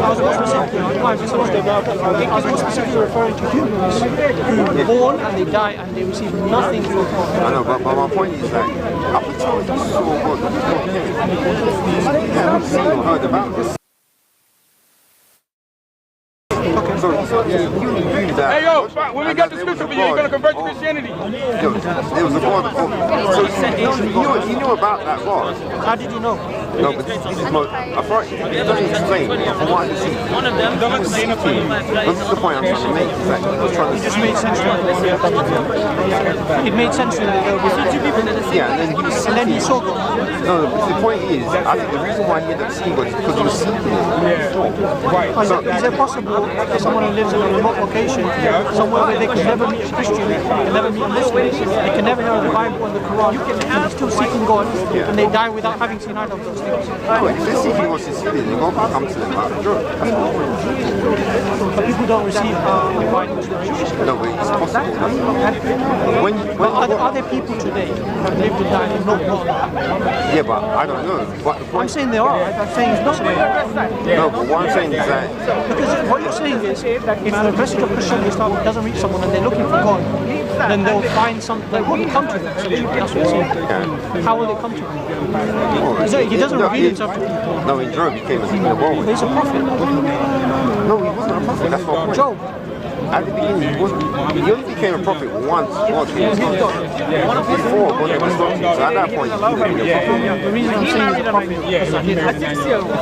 is so he became a prophet at the point where God came. So I'm talking about someone that's not a prophet, doesn't become a prophet, and dies without seeing Christian or Islam. How does Christianity deal with those people? No, that means the guy wasn't sincere because God didn't come to him. Okay, come on. No, if they were sincere, God would have I know come. for a fact there are sincere people who God will not come to. No, then that means because they have no way to reach. No, Job, God came in a whirlwind to him where he was living. So that means God can come to him. A prophet is someone who's specifically chosen by God. Yeah, but the fact that God came to him tells you he's chosen. So maybe we have a different understanding of prophets. So in Islam we have an understanding that prophets are these exemplar people. Christian, you don't have an exemplar people. God chooses to spread the message. And he'll come to them at a certain point in their life and he'll give them revelation from an angel or speak to them. And then these people will spread the message to other people. So in Job, I don't know if people believe in Ayub. Who's Job? What was his story? No, he's got, I'm not sure if that might be in the Quran because he's, I think we do believe in Job. Well, he got afflicted by, because first blindness and his son, right? No. First of all, his goods got destroyed because Satan came and said to God that, look at this guy, he's like serving you, but he has all these goods, and I bet if his goods disappeared, he's like curse you to your face. Okay. So he did disappear and he still... No, his goods did get attacked. Some people became raided. He still believed in God. But here's the thing, so that belief he had still wasn't based on I don't think I see God in my life. I married him, open out. It's a shame. No, as in no one sees God. No one sees God. No, I'm not talking about, because God came in the world.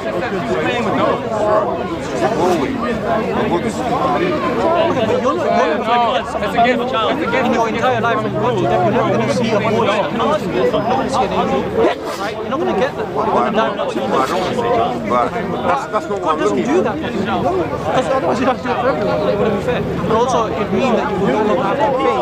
Because once you've seen it, it's guaranteed that you're not going to practice. someone would only come like that from God once your faith is already at that like top level. So it's not to it's just to give you that message when your faith is already at that level.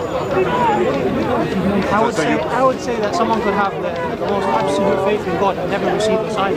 As in, we believe that God gives signs to us all the time. Yeah. Like in your day, you'll get at least a sign, minimum. Yeah, but what I was going to say though is that when God spoke to people in the New Testament, it was just because they had to tell them about something they had to do.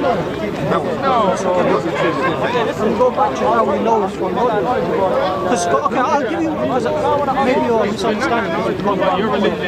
So with the Quran, I believe it's from God for a few reasons. It's not just that someone told me.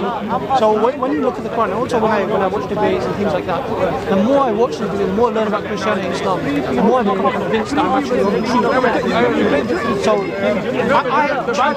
you know what, I want people to come to me, because for me, Christianity seems easier than Islam.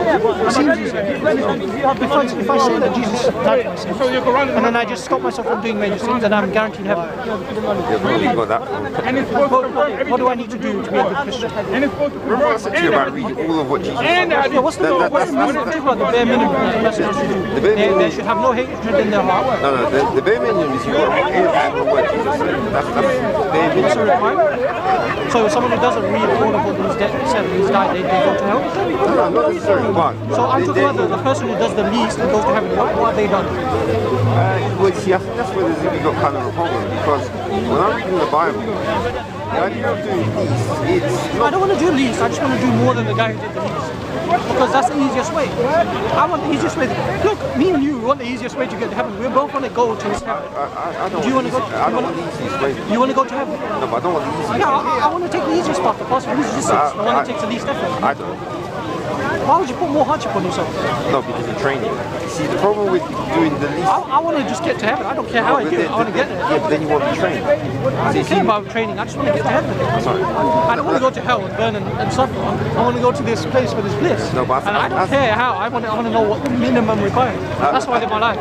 Minimum requirements. No, I think this is where we have a That's just my personal opinion. Yeah, but we have this problem in the Christian faith as well, where even when I'm in the church, I will get stuff out of the Bible and read it, and a lot of it will be things that people haven't read themselves. But then I'm telling them that this is important, and they haven't read it. Are they going to get to heaven though? No, that's not. I don't. That's what I'm saying. Yeah, So that's what I'm saying. Well, I want to know what the minimum is to get to heaven, and then I can do more than that based on my faith, right?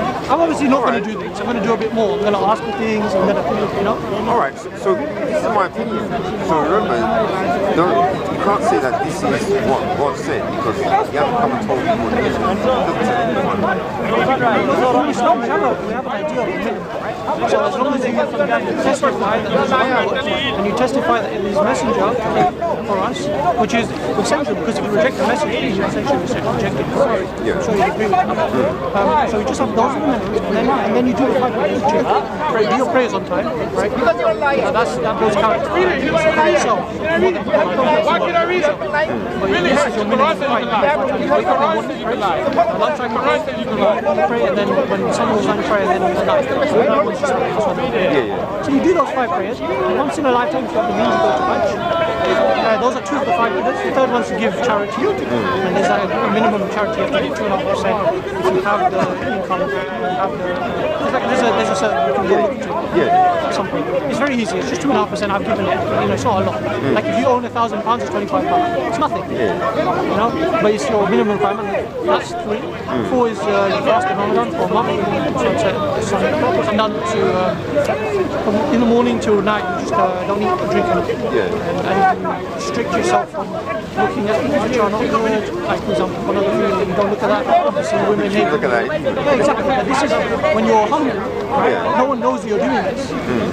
No one can tell that you're fasting from looking at you. So it's something you're doing between you and God yourself. That's why the reward is specific. And when you're doing the fasting, you can break the fast if you're doing things which are like you're lying to people, you're cheating people out of trade deals while you're fasting.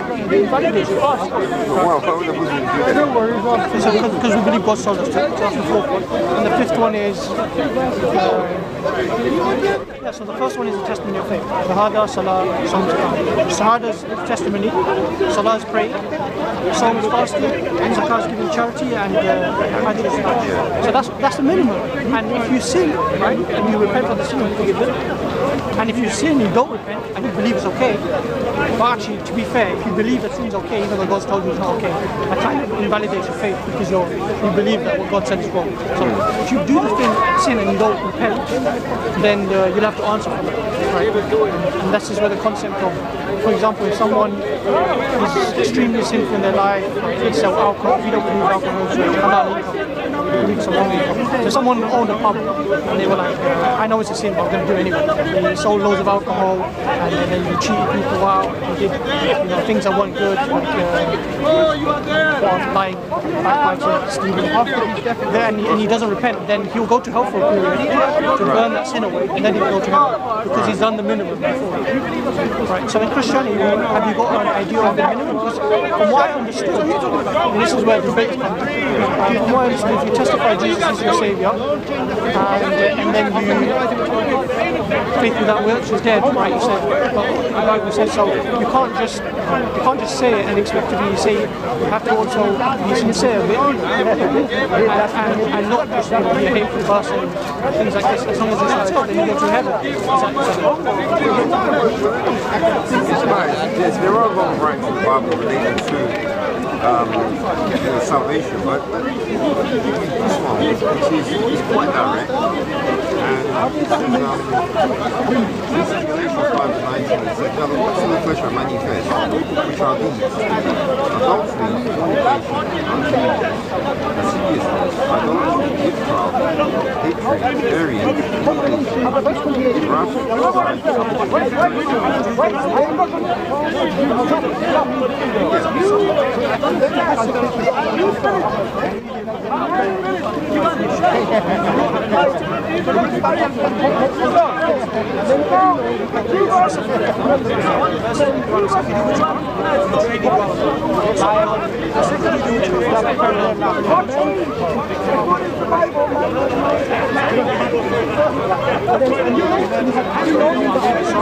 hatred, variance,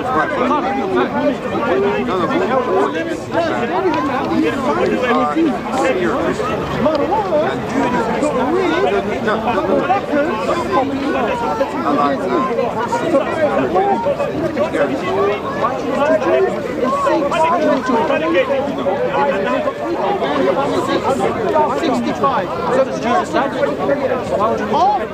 Jesus died, is in the sins cancelled out. No, but this is where the big confusion is. And I had a discussion with Lamin about this.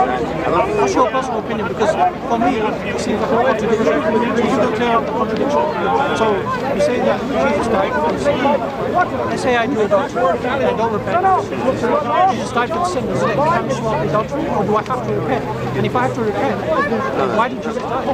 No, what Jesus died for is to do with Adam's sin. So do we have original sin in the report? Okay, come on. To be fair, you said it's out the original sin.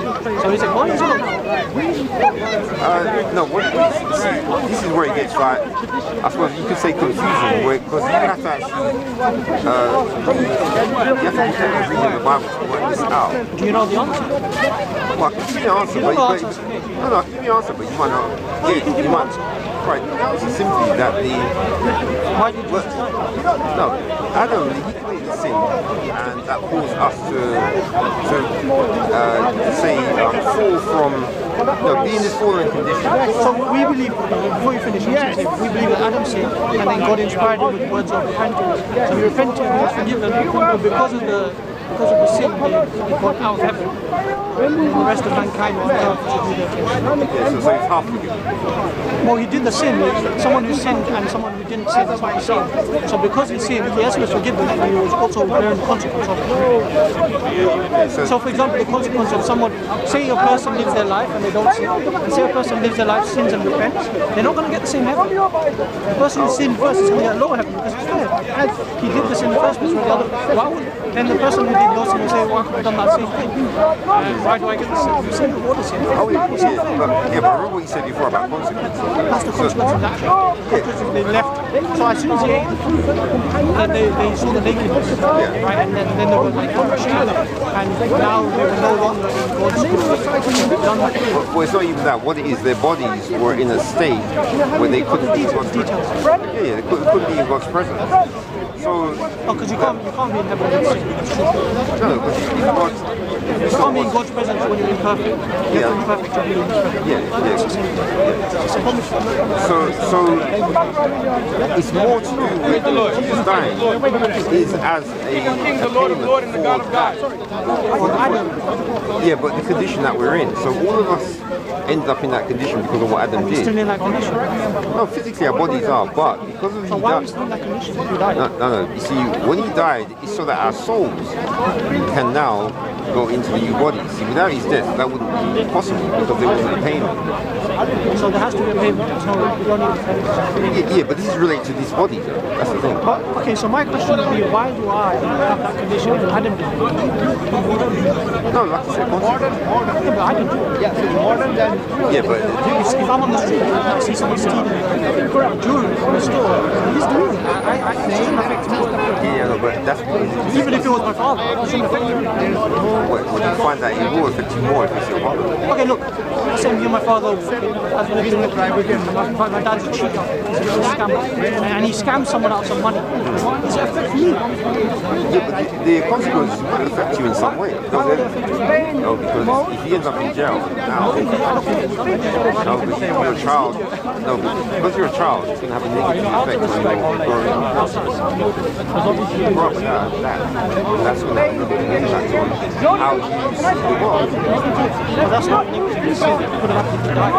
Yeah, If he died, it's saying it affected him. So I would say that it's yeah, that's true, but the reason why it's worse is because when he ends up in jail, he's still alive. So that makes it worse. You can't cut ties with him. So you're not meant to cut ties. No, but he's still alive. Okay, let's say he does something that gets him the death sentence. I don't know how he said. How is that different from him falling from the train and dying? It's the same effect. Yeah, but then the thing about it is it depends on what the sin is, like we were saying. Because remember, what if You're saying that there's a link between the sin he does and me, whereas our belief in Islam is that no one bears the sins of another. No, but the level of the sin, but you do realise that in Islam though, that you're affected by Adam's sin. How am I affected by the sin? Because you're not in paradise. No, that's not what men were made. Men were made. You have to ask yourself, what was the reason the whole thing happened? Because God created Satan, right? For a reason. There's a reason, which means that it was part of his plan. Because God knows everything that's going to ever happen. So when he creates something, he knows everything that's going to happen with that, and therefore it's part of his plan. So when God created Satan, it was to tempt Adam, and it was to be an enemy of man. The reason that is because you need to have this test. Because otherwise, if God just creates creation and puts half of them in hell and half in heaven, then they're going to ask, we didn't have a test. Why are we here? Just created and put into suffering. But here's the important question. Does that make sense to you? Yeah, with us, when the serpent was in the garden, obviously God allowed the serpent to be there and to speak to Eve as well. But why is he punishing her? No, but here's the thing. The way we believe it is that God put the serpent there because that's a part of, God, obviously the one thing about Adam and Eve, when they were created, they didn't have the knowledge of the tree. Yeah. So, I know Muslims will say that it was a test, but the way I see it is that what God wanted was obedience. So the fact, yeah, true, but for God, obedience is what it's showing is that if they obeyed what God said, then I don't think they were meant to obey. I think the whole reason they were meant, what happened was meant to happen. No, in the Bible they were meant to obey. But how could they obey if they don't know what good and evil is?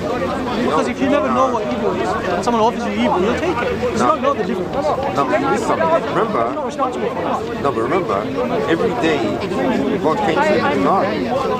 So they can't say that they ignorantly did it because they could ask.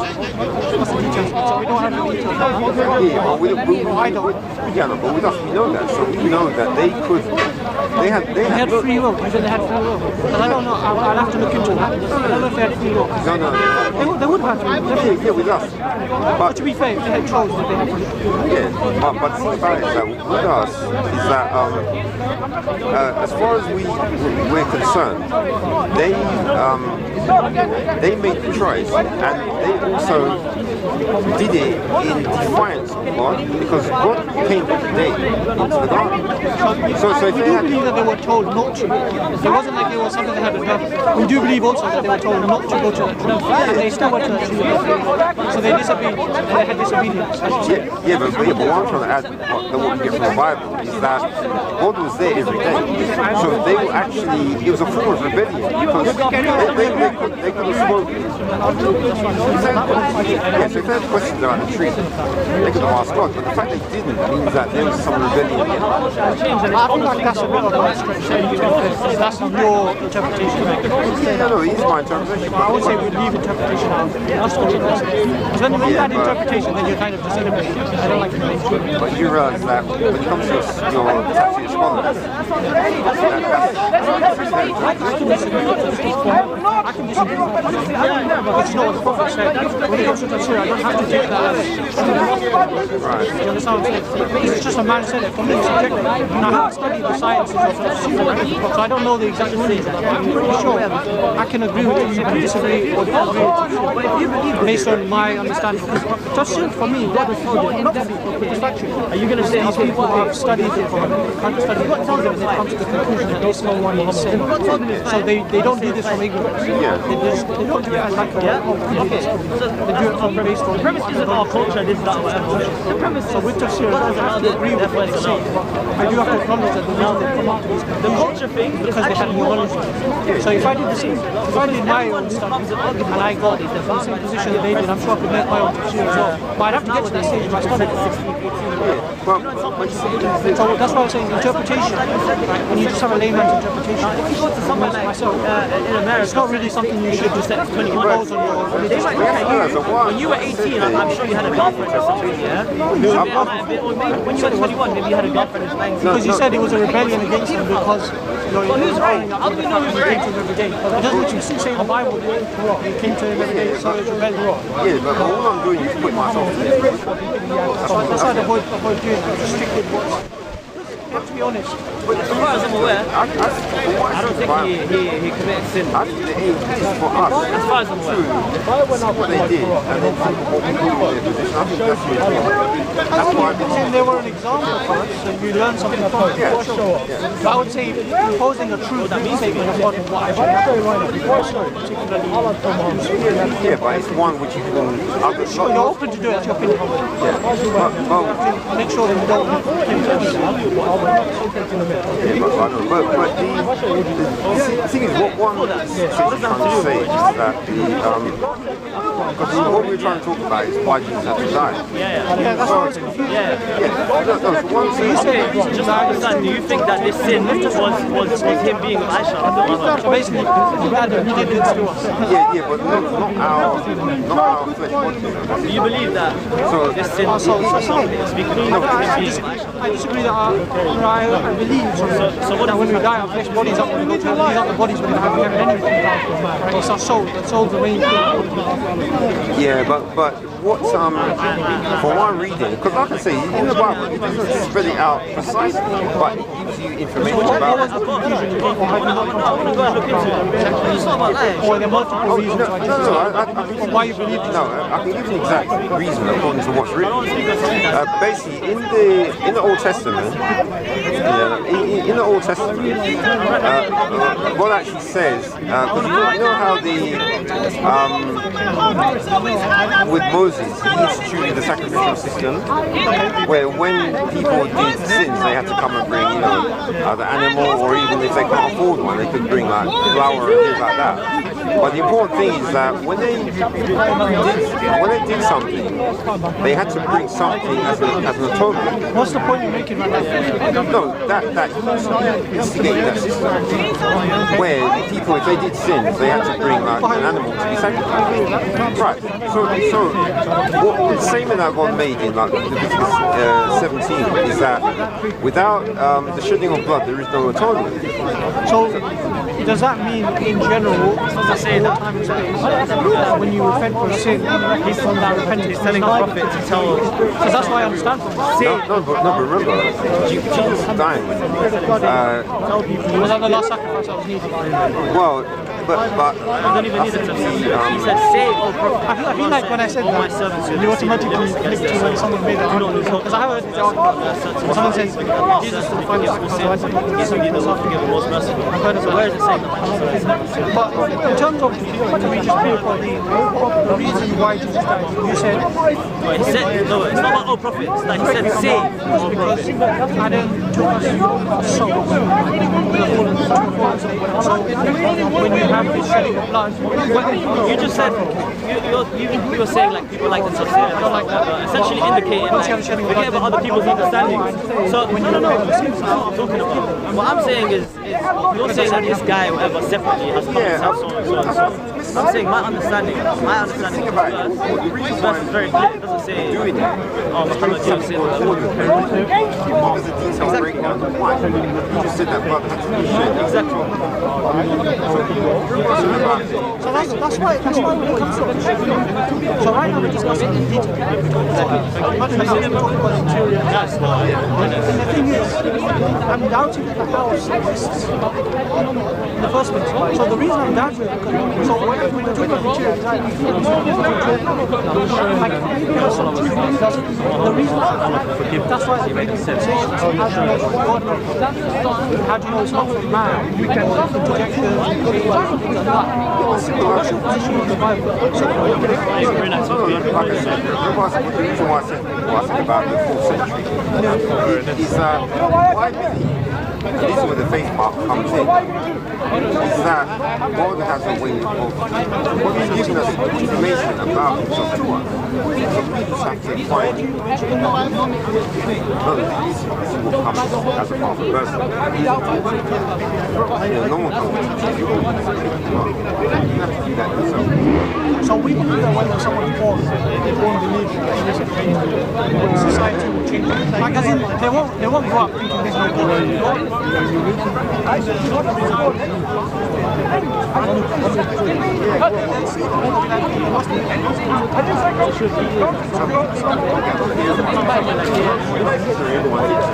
You have some people who come to life. No, it's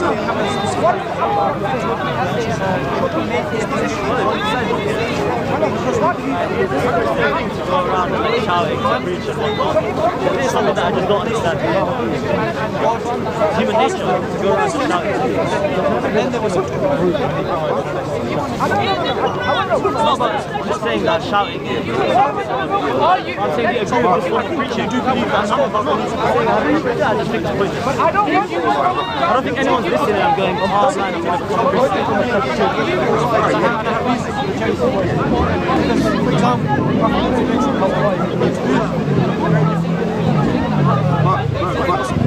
but like I was saying, going back to the so what is that's why I said there's no point talking about this. all right, like I said, where I sign because I can teach you about Christianity. You know what? You're a Messianic Jew. Is this the way of the seeds of Abraham? It is actually God was into something man-made. So that's why I was continuing about violence. That's why remember I said about how reading what you said.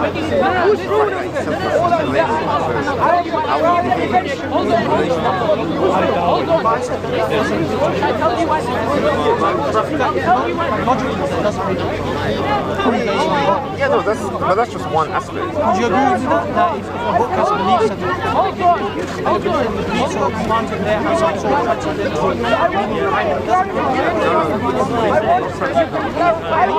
honestly, I just think it gets in the way of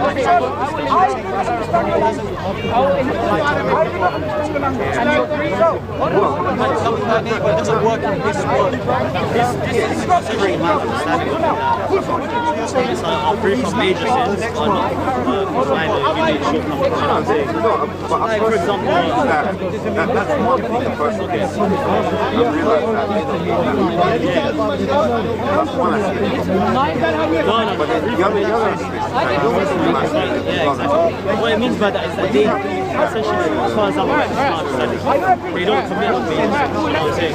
But of course, naturally being human, they may, for example, commit minor sins. For example, like someone like God. That's quite bad. No one dies. Whatever you believe, that's what I said. You want to read me? I said,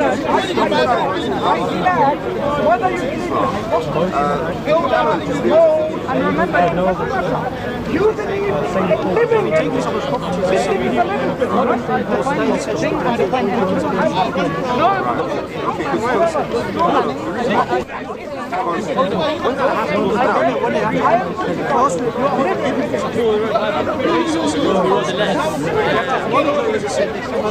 Did you say the Quran says that? Anything I only see Muslims going against it. I'll quote exactly what you So, once again, we believe essentially this is according to this, and to be honest with what I know. Again, I'm not too new to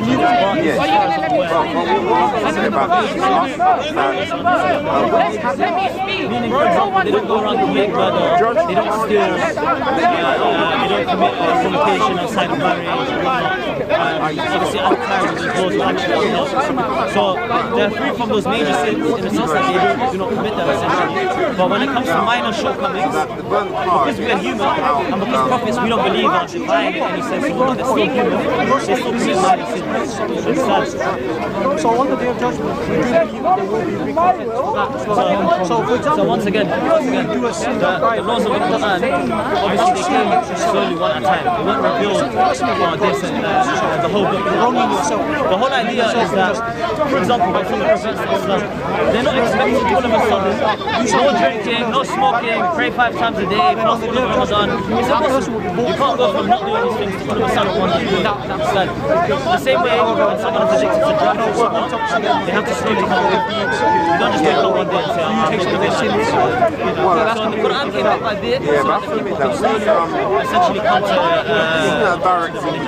written in the Bible, but it's implied, which is that if you're Christian, did some before in their life and then they repent. So this is why I said, it's not like he's a mutant saying like he's going back to someone and no problem, it's okay.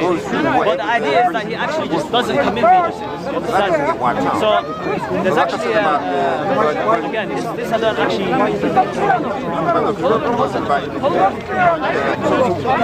maybe not necessarily impossible, but he doesn't. Do you understand? The same way we believe, for example, there are certain things that God could do, but we just believe he doesn't do them. So for example, you believe Jesus is God and he walks on earth and whatnot. We believe it's not befitting of his majesty to come down on earth as one of the creation. We think that it's not befitting. The same way essentially the Prophet they are essentially good people. It's like I don't know what you guys believe necessarily in Christianity, but for example one of your saints, you wouldn't believe that your saints would go around murdering people even though they might be capable of it. Anyone can pick up a knife and I can come and stab you in the throat, but it doesn't mean that I would do it. Do you understand? Yes, in fact, which is the same thing. I'm not saying that. This, I don't know exactly, but obviously he went to war and whatnot. But the wars that, as far as I'm aware, not even just war, but for example, someone he said that you should that means no matter. So that's what and he ordered him killed. I've never heard of it. And I'll be extremely surprised if you show me a hadith. Show me a that's why so when it comes to show me a hadith. I'm not interested in what other people say. Talk. Show me the hadith.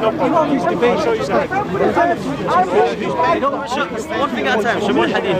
The key point at a time. Everything is You're going to come with 1,000 things and then the reason why forget everything. This whole idea of oneness of God even applies to this situation is that I've never heard when you determine what comes from God, you have to determine that took the mickey, that seems completely. you have to determine I told the brother, one of your Christian brothers, story earlier that would completely contradict this. There was a woman, had a neighbor. She used to leave vines outside of his When you his house, and he slept with these vines and he was sleeping with breathing essentially. And he never went and said some way. I have to believe first. One day, he comes outside of his house. I'm saying before I can believe what's in the Bible, I don't know it's from God. Because I know it's God. You're saying just believe.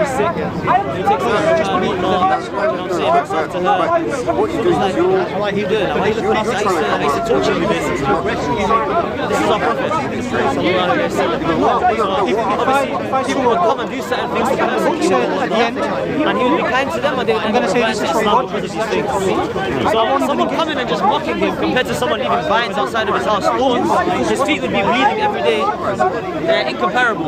It wouldn't make sense for him to forgive the woman who's physically harming him and not forgive the person who's like mocking him or whatever. You know what I'm saying? Well, let's see that. Why am I Muslim?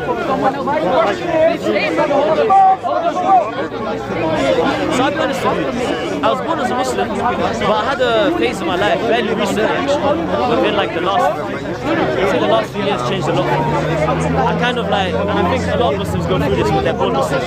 We come to a point in our lives, not everyone, but a lot of us, we start questioning someone who I was born a Muslim, but why do I believe in this? Why do I believe in God and whatnot? Number one, obviously. So and then you start wondering, okay, if God does exist, then he must have sent us a message. Which one is it? They don't believe in it. And after looking at all of the religions and whatnot, Islam just adds up a lot. Number one, right? You say she's someone starving. I don't believe in religion that worships multiple gods. That's irrational for me. So that excludes pretty much everything apart from Judaism, Christianity, and Islam. Apart from like someone, obviously someone who just believes in God when they don't believe that accept books or any guidance or whatnot. But I believe there has to be some form of revelation. I don't believe in a God that willed the universe, that willed us to exist, but he didn't give us any form of guidance or whatnot. He just put us here for fun. So you guys don't accept, do you know what I mean? I believe we have purpose. And so I believe obviously there must be Judaism, Christianity, Islam, one of them must be correct. And now when I looked at all three, I found Judaism and Christianity literal contradictions. And I haven't found the same in Islam, number one. Number two, when I look at the life of the Prophet Muhammad sallallahu alaihi wasallam, before he became a prophet, he was known as, do you know what he was known as? He had a nickname. Okay, his nickname was Al-Amin. You know what Al-Amin means? It means the honest. So he was known as the honest. Now, there's you're doing technical. I've heard this argument. I know. But I do believe that. I don't believe it's more than Muhammad sallallahu alaihi wasallam, but I do believe that Jesus was. Listen, what you need to understand is we believe in Jesus. We believe in his reputation as well. We believe Jesus was a great man. We believe Isa was a great man. But we just don't believe it to be divine. Are they wrong rationally? And number two, I don't even believe that your book necessarily says that it's divine. You believe the Bible? Because your book says many times, for example, because if it has, I can't. John, I forgot what chapter, I think 3:17. No, but says the only true God is the I would say no in terms of what you're saying. Has it been changed at all? In what sense? But he says, does he say the Father, the Son, and the Holy Spirit? Or does he say the only true God is the Father? Honestly, I'm asking honestly, like, no, I'm not going to speak to you today. I'm asking honestly. Alright. You believe there's no intention to change the only true God is the Father? When I say intention, right now I feel like you're being. I'm asking directly. I want to be honest with you. If you ask me this, I'll ask why does he say the only true God is the Father? Why does he not say the Father or the Son? Even if he goes on it, because that's what Islam teaches. The truth matters above all. Even if it's going to get me in trouble, I'm going to say the truth. When it comes to what 17, 3 to 5. all that is based on is which manuscripts the translator's choice. Like, do you know what it is? So whichever so you can have translation of the Bible, but because there are multiple manuscripts, don't you feel a bit someplace the Bible Hub?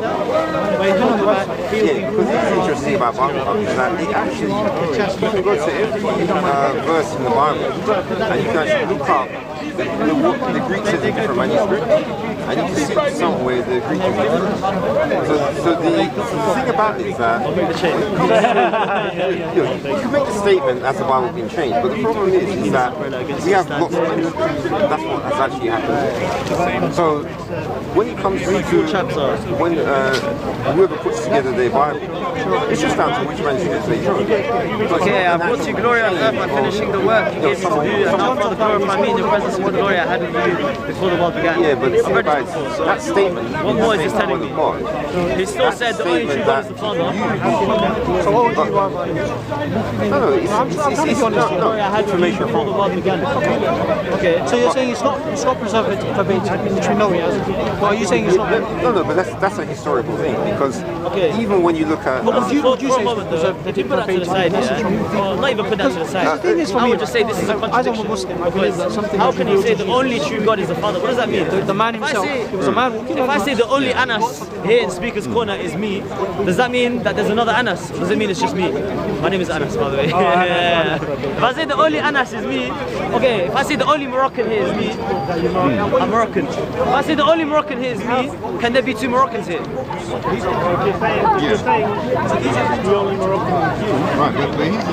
And I'm the only Moroccan here, right? Okay, so if Jesus says the only true God is the Father, now who's the only true God? When we see God, No, we just read it, okay. Now this is eternal life, that they know the only true God and Jesus Christ, whom you have sent.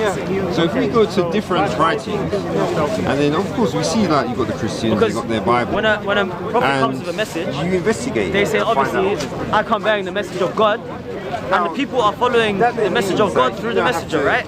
Because the messenger brings the message. So if they don't follow the messenger, how are they meant to follow the message of God?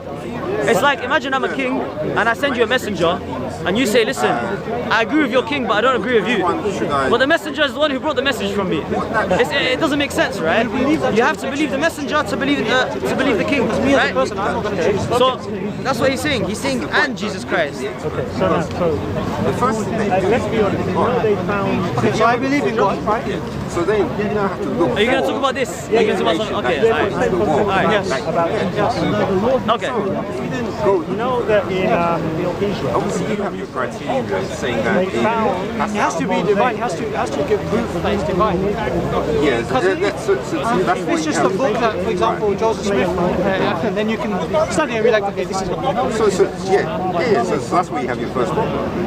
Because you can go and try and investigate any book you want from the Bible, and you're trying to look for specific divinity, you're not going to find it. I claim that you do find it when you look at the Quran. Yeah, but here's the problem. Because I read the Quran on a daily basis. Yeah, but are you an Arabic speaker? I'm not Arabic speaker, but I can read it. Yeah, so Because I've been taught as a kid. Now you're in trouble. Why am I in trouble? The Jews because of what the translators have done to you. What the translators? Because when it comes to specific translations, I can always go to an Arabic dictionary, and you can't tell me the dictionary is lying, because they'd have to be very specific in changing these words. So that means you know how bad the translation is. No translation is going to be perfect. That's why we don't read the translation, we read the original Arabic. I can read it. Arabic? Yeah. But you understand it? Yeah. So there's a sense to it. The Arabic letter is made up of just as many letters as English. It's very easy to learn, right? Learning the first letter, I can teach you the first letter now. It's a line. It's a yeah, I can find the meanings of it, no problem. Yeah, but then... So do you have any specific examples? I'm sure, based on seeing you are, the time you spend, I'm sure you've seen certain verses that you think translated wrong or whatever. Could you give me one example? I know there was Unitarian before Islam. Jimmy, no. So what? What's up about something they just spawned out of nowhere? Okay. So tell me what I'm doing. Why would these Unitarians all of a sudden have the yeah, and logically, if this is happening, this hasn't absolutely into Islam. Now suddenly Islam comes, they say, oh, by the way, he's not bad translation. He's not God, he's a human. Now suddenly these Unitarian Christians hear this idea, and they say, do you know what, this makes sense, but we're still going to be Christians. The way it's about them is that they have different... There wouldn't be Unitarian Christians, they would just be theological change. So it makes based on the word. Logically, it makes sense that this would be what it actually means. Now, regardless of this, okay, I'll let you answer. Then I'm not an Arabic expert, but I can still go look up the words and find the pinpoint exact things. Actually, we might as well go to one I was investigating lately. It's Surah 65:4. Prior. I can't remember the best. I don't know someone. We'll go from one. There's only 12 verses. Yeah. So you like the point? It's called like the Rab. Divorce, right? There's the Arabic. The Rab was I can read this out in a nice voice. I'd like to read it. You know what's one? So this is the first chapter control. You're doing yours.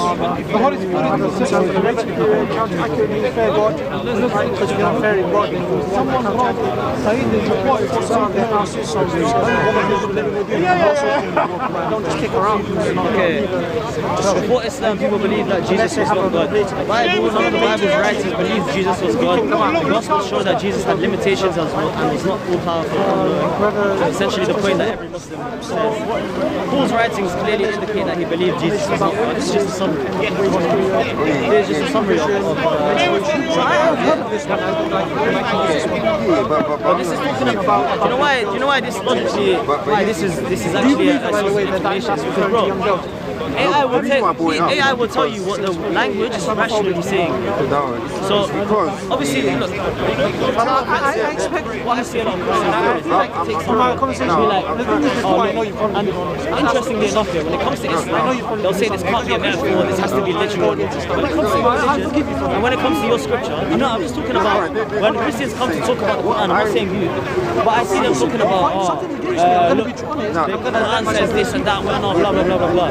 Now, there are some things that we explain as the reason I came with this verse is that normally I don't use it, but when I found out that it could be that the Tafsir scholars are lying, that's when I looked into it.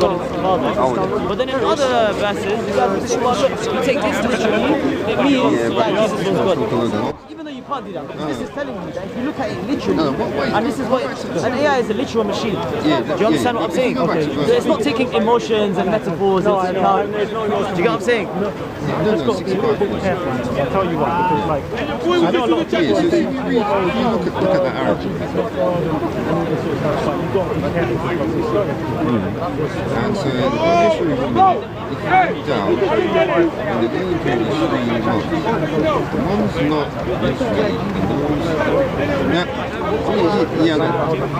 but here's the thing, see that, let's put that word there.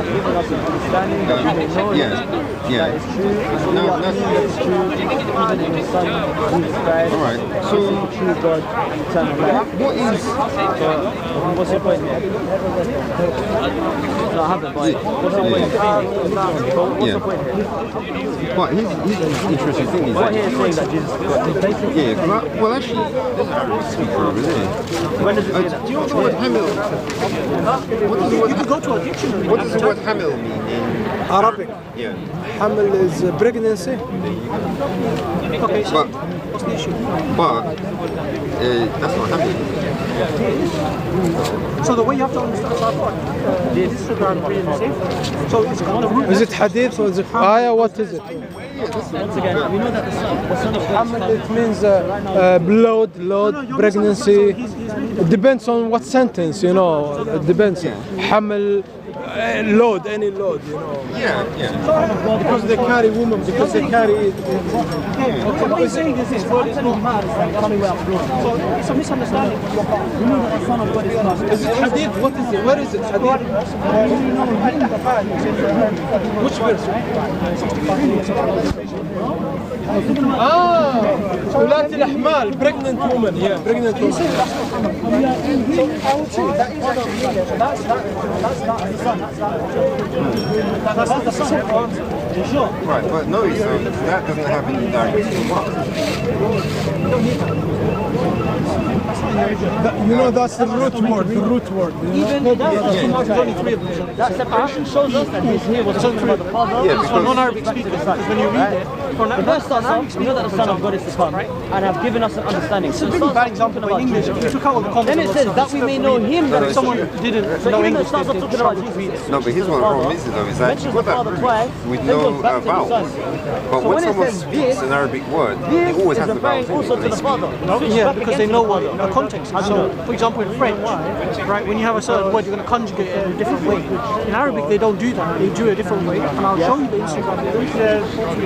I actually sent this to one of my friends recently. It's just a basic. It's nothing to do with this. Yeah, I'm the way, the truth, the lie. Jesus supposedly Here it is. in the gospel. Exactly. But he doesn't say I am the truth. He says this is the true God and eternal life.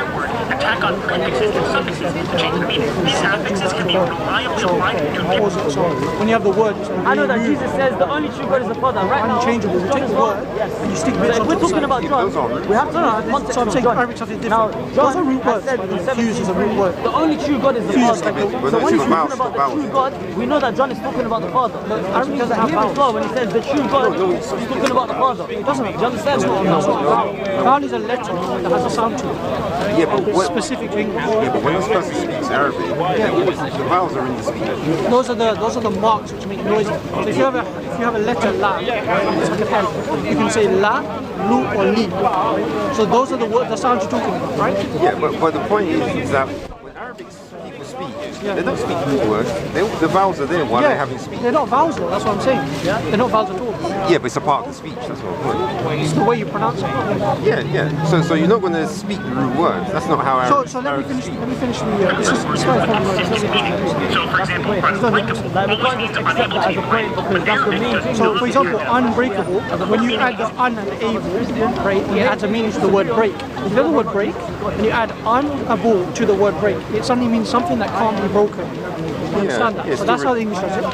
Consonants, and the additional meaning is in the vowel pattern throughout the word. Arabic roots are typically 3 letters, like k, t, b, related to writing. We apply specific vowel patterns. That's KTB. That's the word for writing. Okay? So then finish. Like this pattern, which is the simple pattern. If you put this pattern into the word KTB, which kataba, it means he wrote in the passive past. Which is the passive past. So he's saying that the Lord has said that I am the Alpha and Omega, the beginning and the end.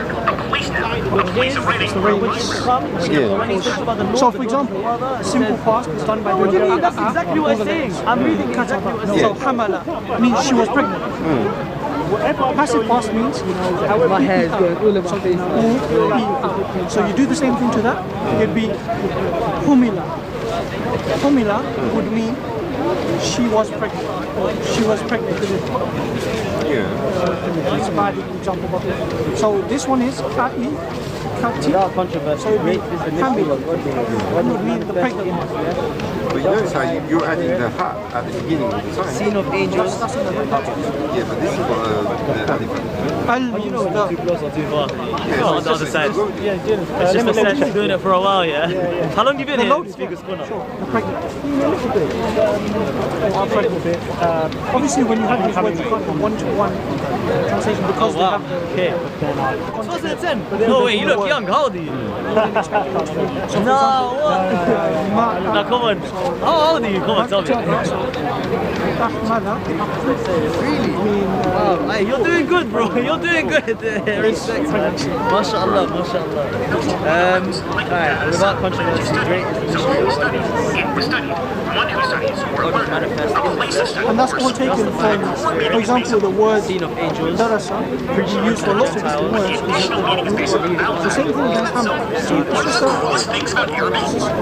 So we can look up forms or... But it's still interesting that does the Bible not say that God created us in His own image? So doesn't that mean that God is manifest in the flesh? Yeah. I told you, like, it changes the sound number, like I just showed you in the read. The way it sounds is completely different. Yeah, no, but here's the thing. Ahmala or No, it's saying Hamala or Humila or when it says manifest in the flesh, He's manifest in the flesh. He's showing Him. God has created us in His image, according to your Bible. And then. So they're in a specific state. Sorry. Yeah. So what's the issue here? And then what it is, there's a guy who seen of the angel by angels, so the angels Arabic speaker, right? Who he's put together his own translation of the Quran. And what he's done an investigation of the Arabic words. And when he came up with this particular verse, what he puts in there is the loaded ones. And received And glory. He's received glory from the world. no, Does that mean something different? well, those are the ones that are pregnant. Okay, wait, no, but what do you think this means?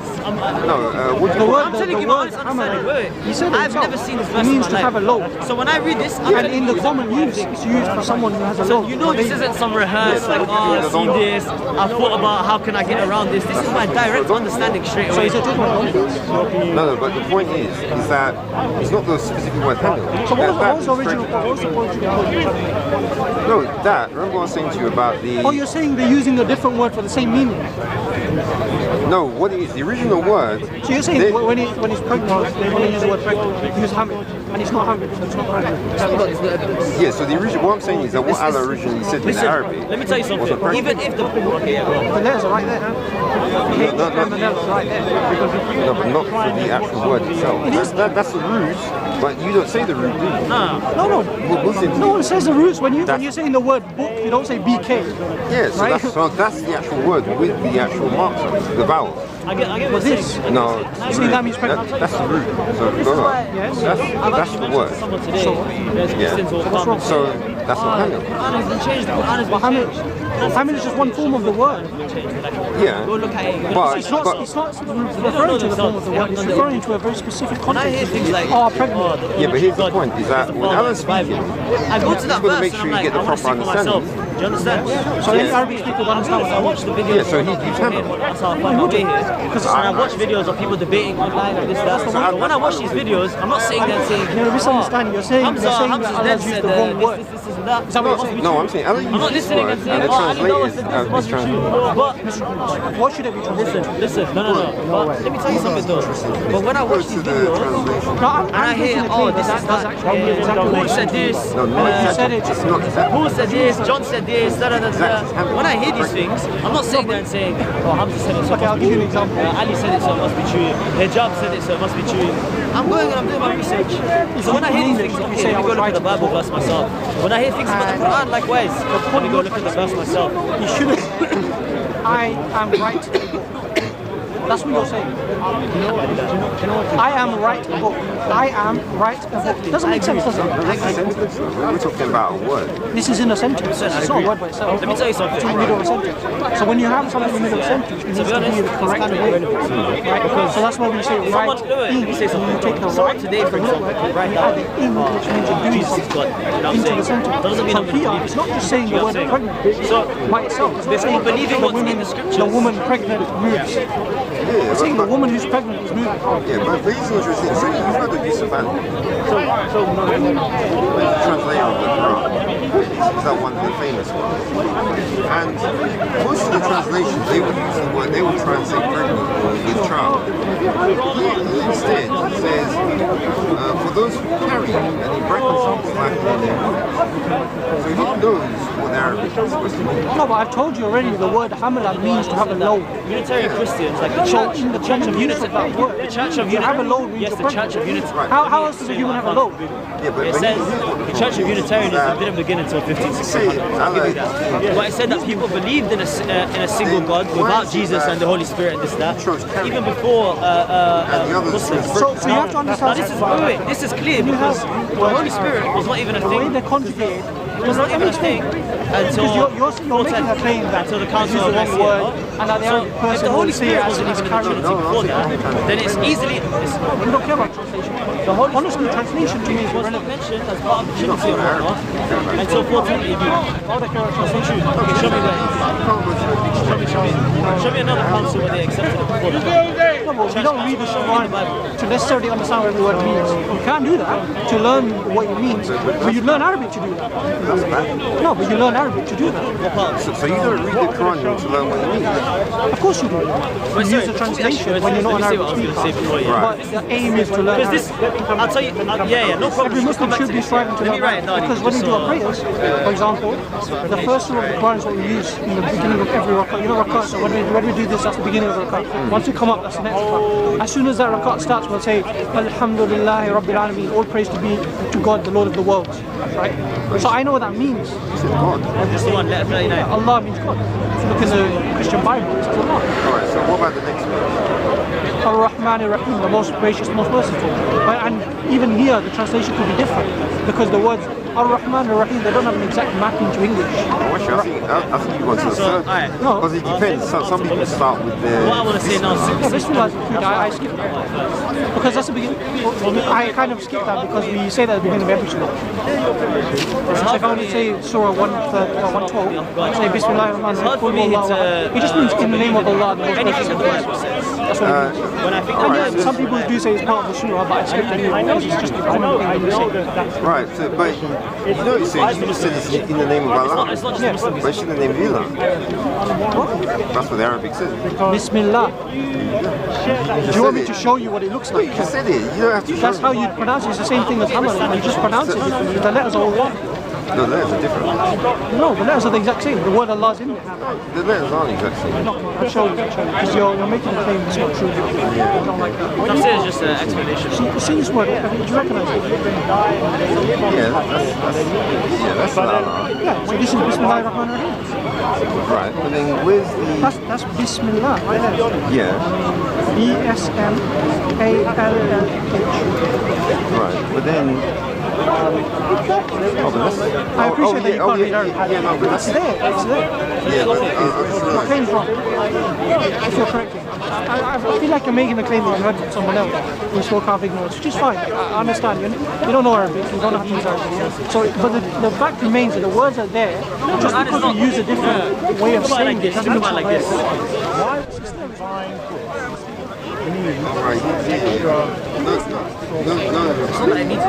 Who told you it needs it? Who says that the Quran needs tafsir? I'm Sunni. No, I'm Sunni. I believe in the hadith as well.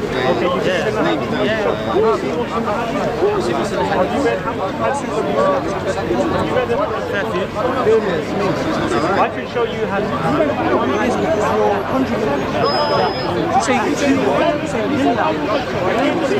I'd love for you to show me that. Okay, find the hadith. But before that, that's irrelevant to me not believing in Christianity. I don't not believe in Christianity because I'm a Muslim. I just don't believe in Christianity. Alif Lam is the. So when you say the God, the word Allah, do you want to translate it? Okay, sure. I want to see it right now. But like I said, get the hadith up. Before we look at the hadith, I want you to explain to me why I should believe the Bible. Okay, why the Bible? When you say name, what do you mean by name? There's a title, Allah. We have many names for Allah. No, that's what Ar-Rahman is another name. No, I'm going by... If I ask Mike... We call him the God. So let me give you a context of Allah. Right? So at the time of the Prophet, there were people in Arabia who already believed in Allah. They just attributed things to him. They attributed these idols to him, but they still believed there was one supreme God. 150 years So when Muhammad came, he was calling them to reject all of these other lower opinions and just worship the one God. So this word Allah, they already had in the lexicon. All it means is the God, the deity, the one God. That's what it means. What, it means their mind? They wouldn't have a lexicon. Lexicon just means why is the Bible reliable? Yeah, my issue with the Bible. lexicon is in, I don't know the exact meaning of lexicon, but the way I use it is all the words that they use in their language. So it's already in their language, it's already there. So when he said Allah, it wasn't a new word he came up with, it wasn't a new name. He was just calling them back to the worship of that one God. So the meaning of the word Allah just means the God. So when you say Lillah, it means to God. Like, I'll give you an example of another ayah, another verse. So you have the Lillah, it's the end of this word. You have to make the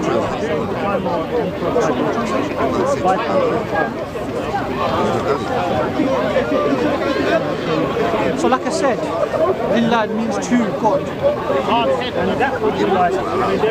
That's what he's saying. Like you, I mean, you're making kind of a ridiculous argument, to be honest. No, you said you know the Arabic, so you know what I mean. So what does it mean? No, because you already said it. So what would you think it means? You said it means the God. That's what you said. Yeah, it means to God, to Allah. No, to love. If you say the God. Oh, okay. So you're trying to make a different argument now, because I think what's in your head right now is that Allah's a different thing. Okay. I'm saying that's what the text says. Because Lillah. So it's not Lil Allah. Yeah, no, it is. It's Lil Allah, you just join it. Yeah, but if you go by the Bismillah, that's how you say Allah. So we got, if you Here, look. Bismillah. Where's the alif? Well, we don't say it. We don't even, it's there, but we don't say it. It's silent. You understand? Bismillah. Because mil goes straight from the M to the L. There's no A in the middle. You understand? When you pronounce it, you skip the letter. And here, because... Well, I'm just saying that the transliterations, they actually say it. You wouldn't put it in, it's two different words. You mix it, so you separate it. You don't say Bismillah is one word, because it's not one word. It's one word, another word. So that's why Bismillah, Allah. And here, when you read it, Bismillah, you miss it. When you speak it, you do a sign. Like in the word knife, you skip the K, you just say knife. You took the K out of knife, you still say knife, right? Yeah. It's similar to that. I'm sure you can understand in language there are letters that are silent. Well, the Bible is eternally.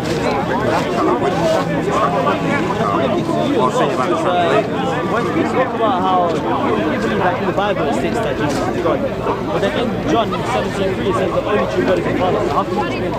I mentioned that and you didn't explain it. So, for example, look, another one, there's no alif there. The same person according to you. So that means he contradicted himself. So what's the explanation then for him saying the only true God is the Father? It's not like a unique thing in the Quran, it's used all over the Quran.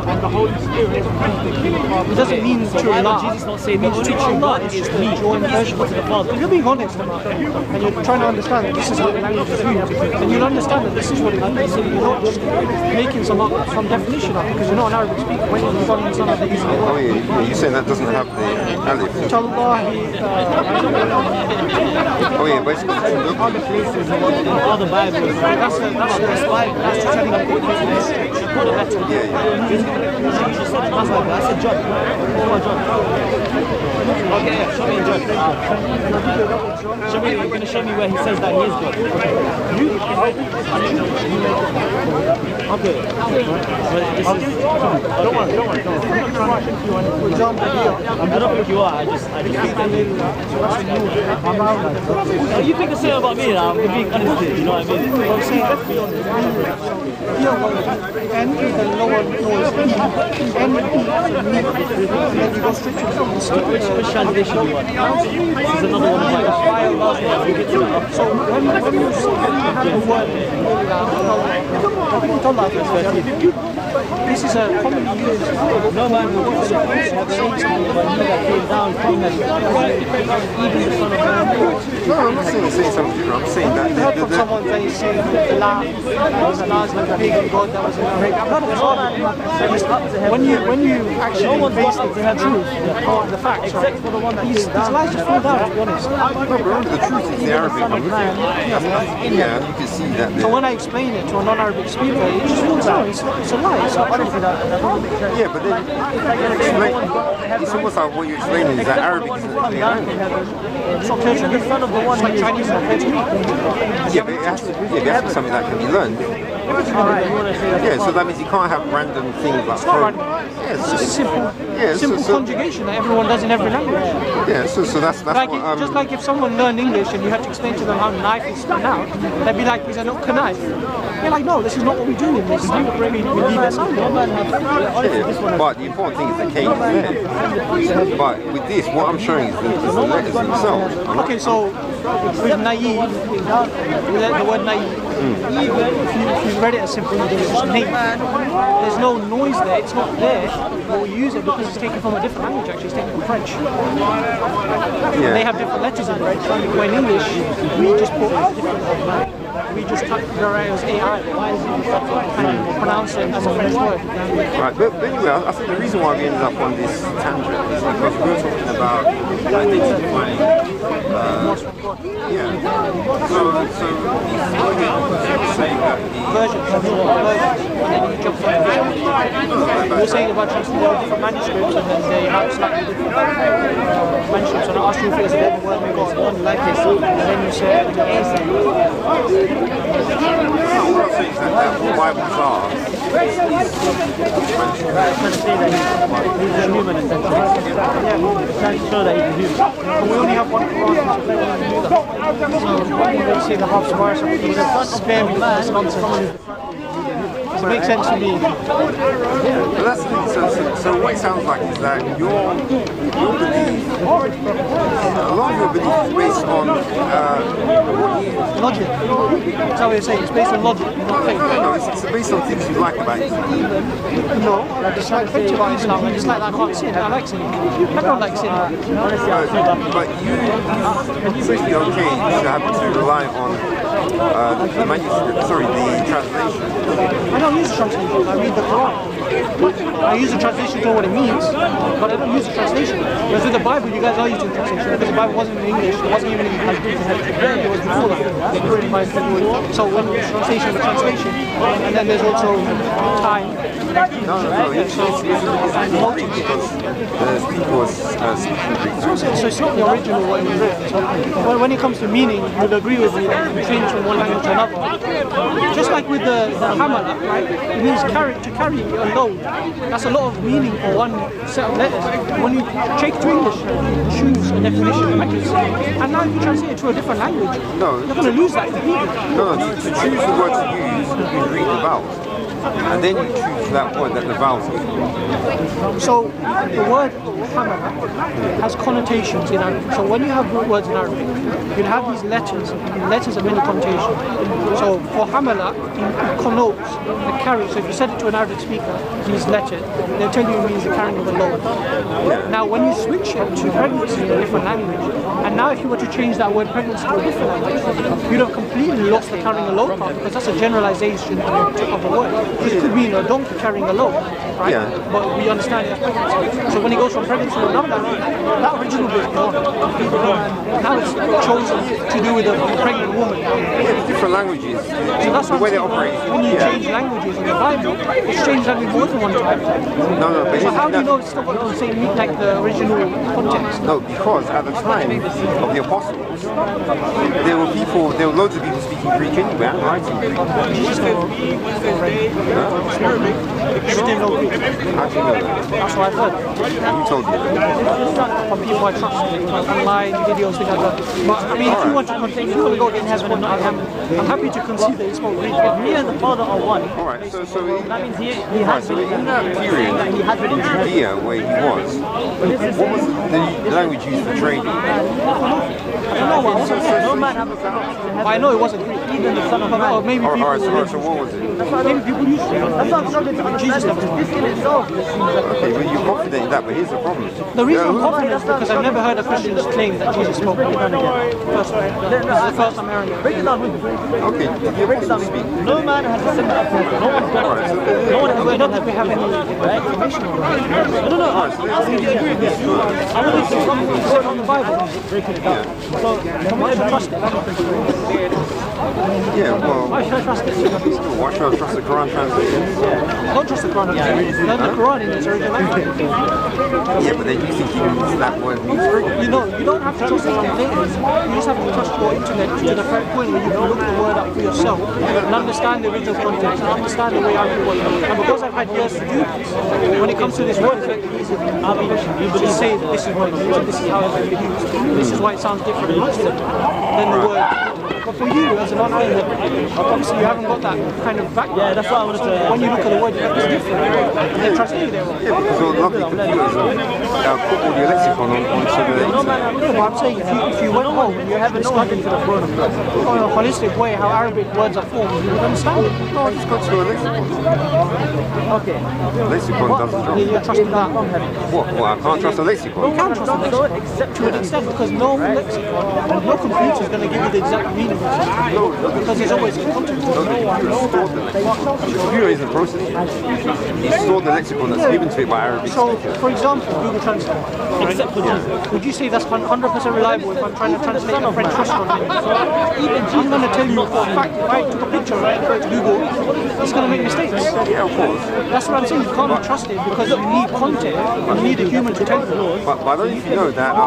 Do you know that Google is helping out Islam?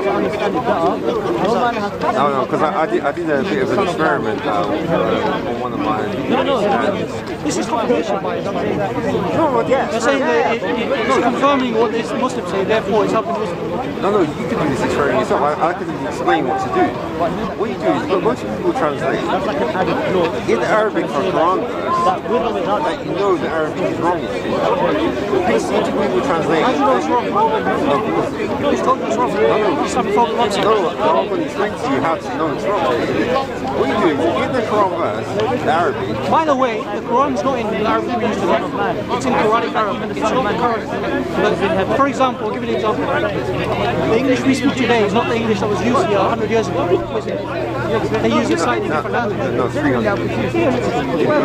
That's what I'm saying. So when it comes to Arabic, it's been 1400 years. It's not going to be the same language.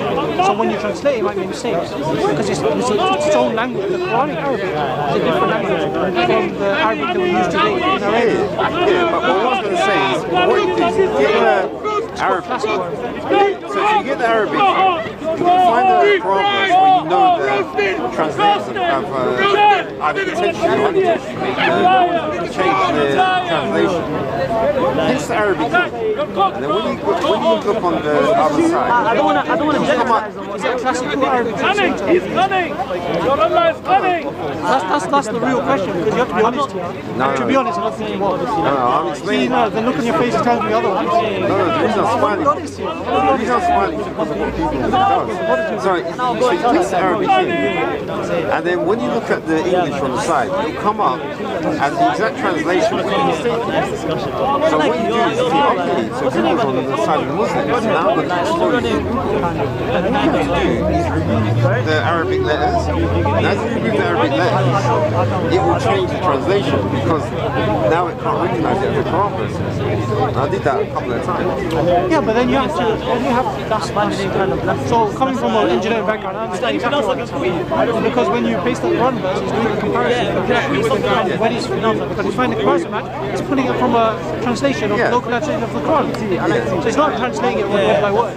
Or maybe it is, but it's using a word by word translation from Arabic. But the reality is that's a scam because when you remove enough letters, you then actually... Okay, fine, don't trust them. That's my solution. Don't trust them. You're learn it yourself. The thing is, you don't want to learn it. That's the problem. And the real problem is that you don't want to learn Arabic. Do you want to learn Arabic? No, I learn enough Arabic. Do you want to learn Arabic? Yeah, letters to how to read them. No, I only want to learn enough Arabic so that I can... disprove this motive.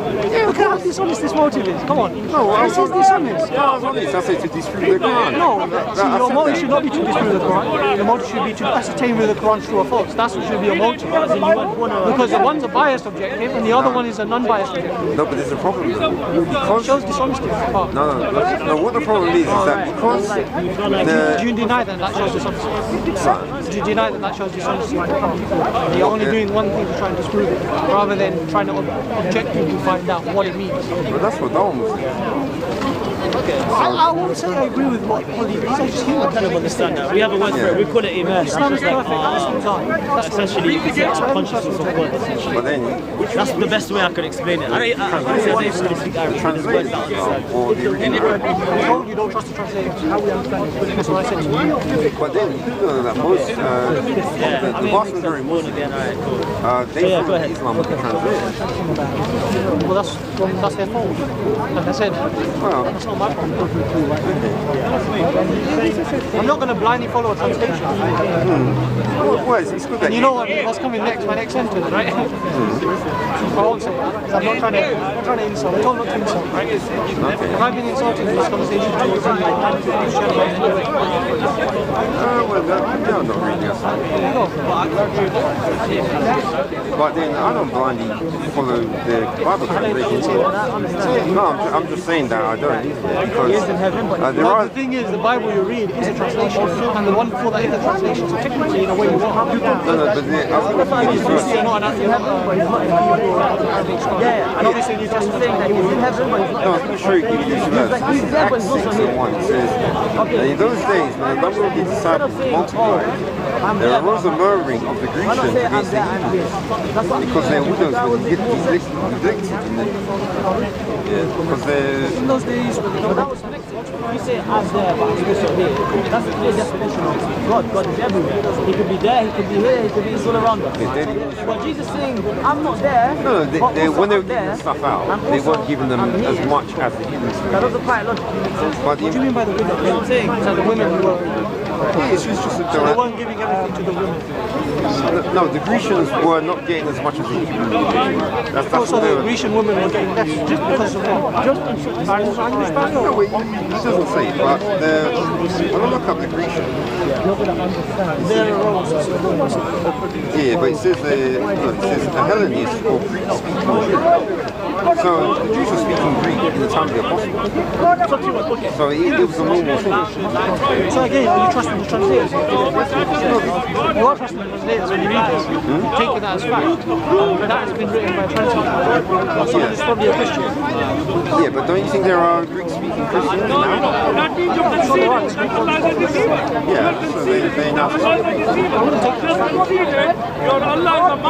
But then... That sounds like... Thank you for the And do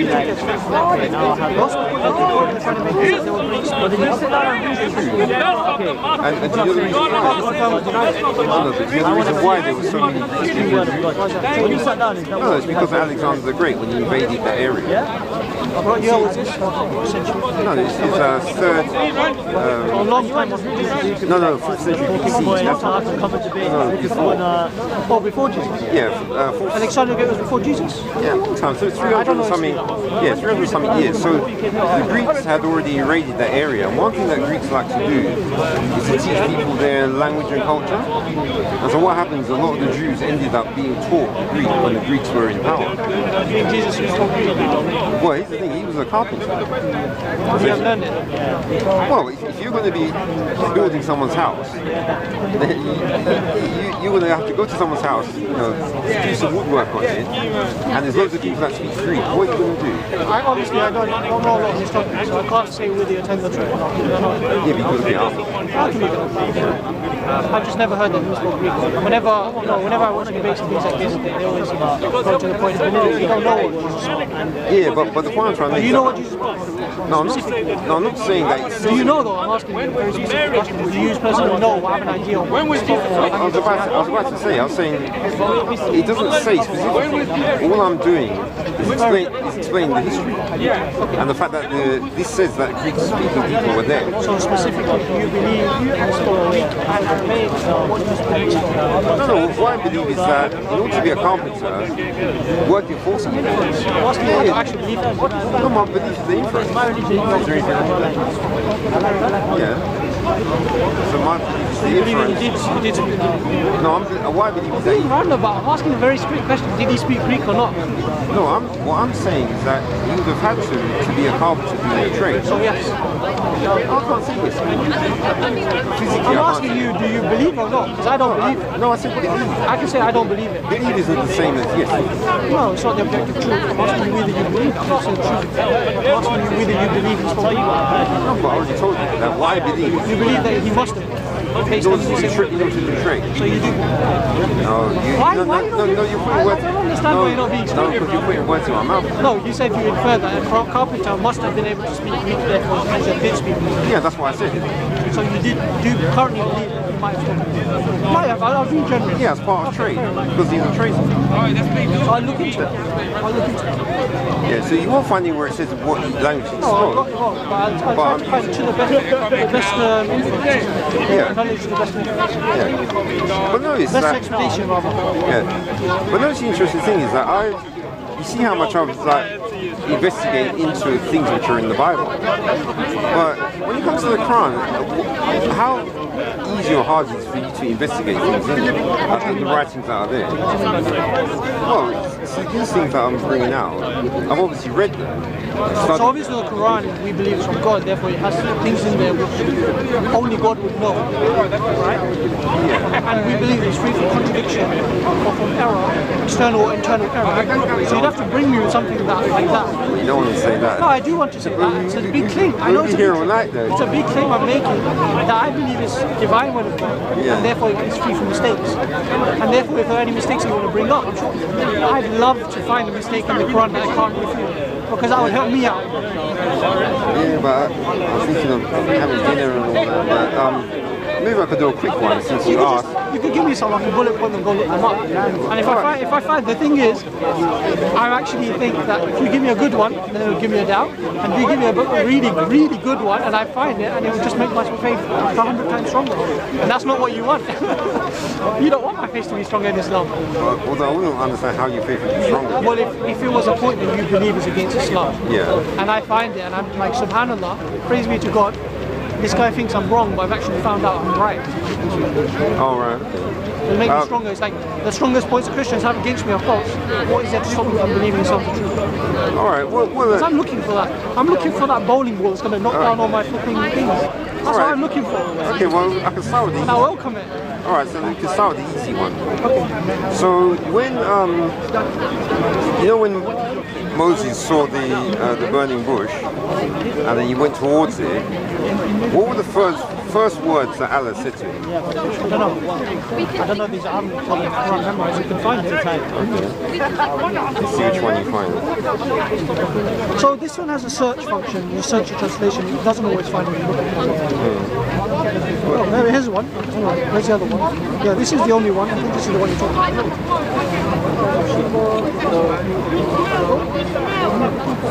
So long, it should be Surah 20.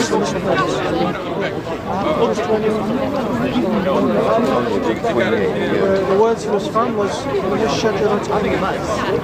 Ya Musa, I'll tell you why. indeed I am God, Lord of the world. And the Bible refers to that. Oh Moses, I am God, Lord of the world. Okay, so if you memorize that, so the next one should Ya Musa, It's like, for example, just like in the question. Alright, so he's just confirming, this is me, and I'm the Lord of the world. Alright, so this one, Surah 27. By the way, it doesn't exclusively say that was his first words. Just to point out, it doesn't say the first words. So that's what it's quoting. Yeah, so they're quoting. When he was quoting the words, and he heard that as part of the Sounds like you're... doesn't mean, no, I'm trying to stay open, because you made a very specific claim, so I'm making a very specific disclaimer. So it doesn't specifically say those are the only words you heard first. It says that was the one. It doesn't exclude something. It doesn't exclude, for example, it doesn't say it was the first word. So what's your point? Right, but Muslims say that the Quran is one of Allah. So Allah will know what happened. So this one is 27 Noah. And like I said, what was it was cool. Let's just go and reset the fire. When he's around You that. Who told you that? I think that you are not 19. Really, you think.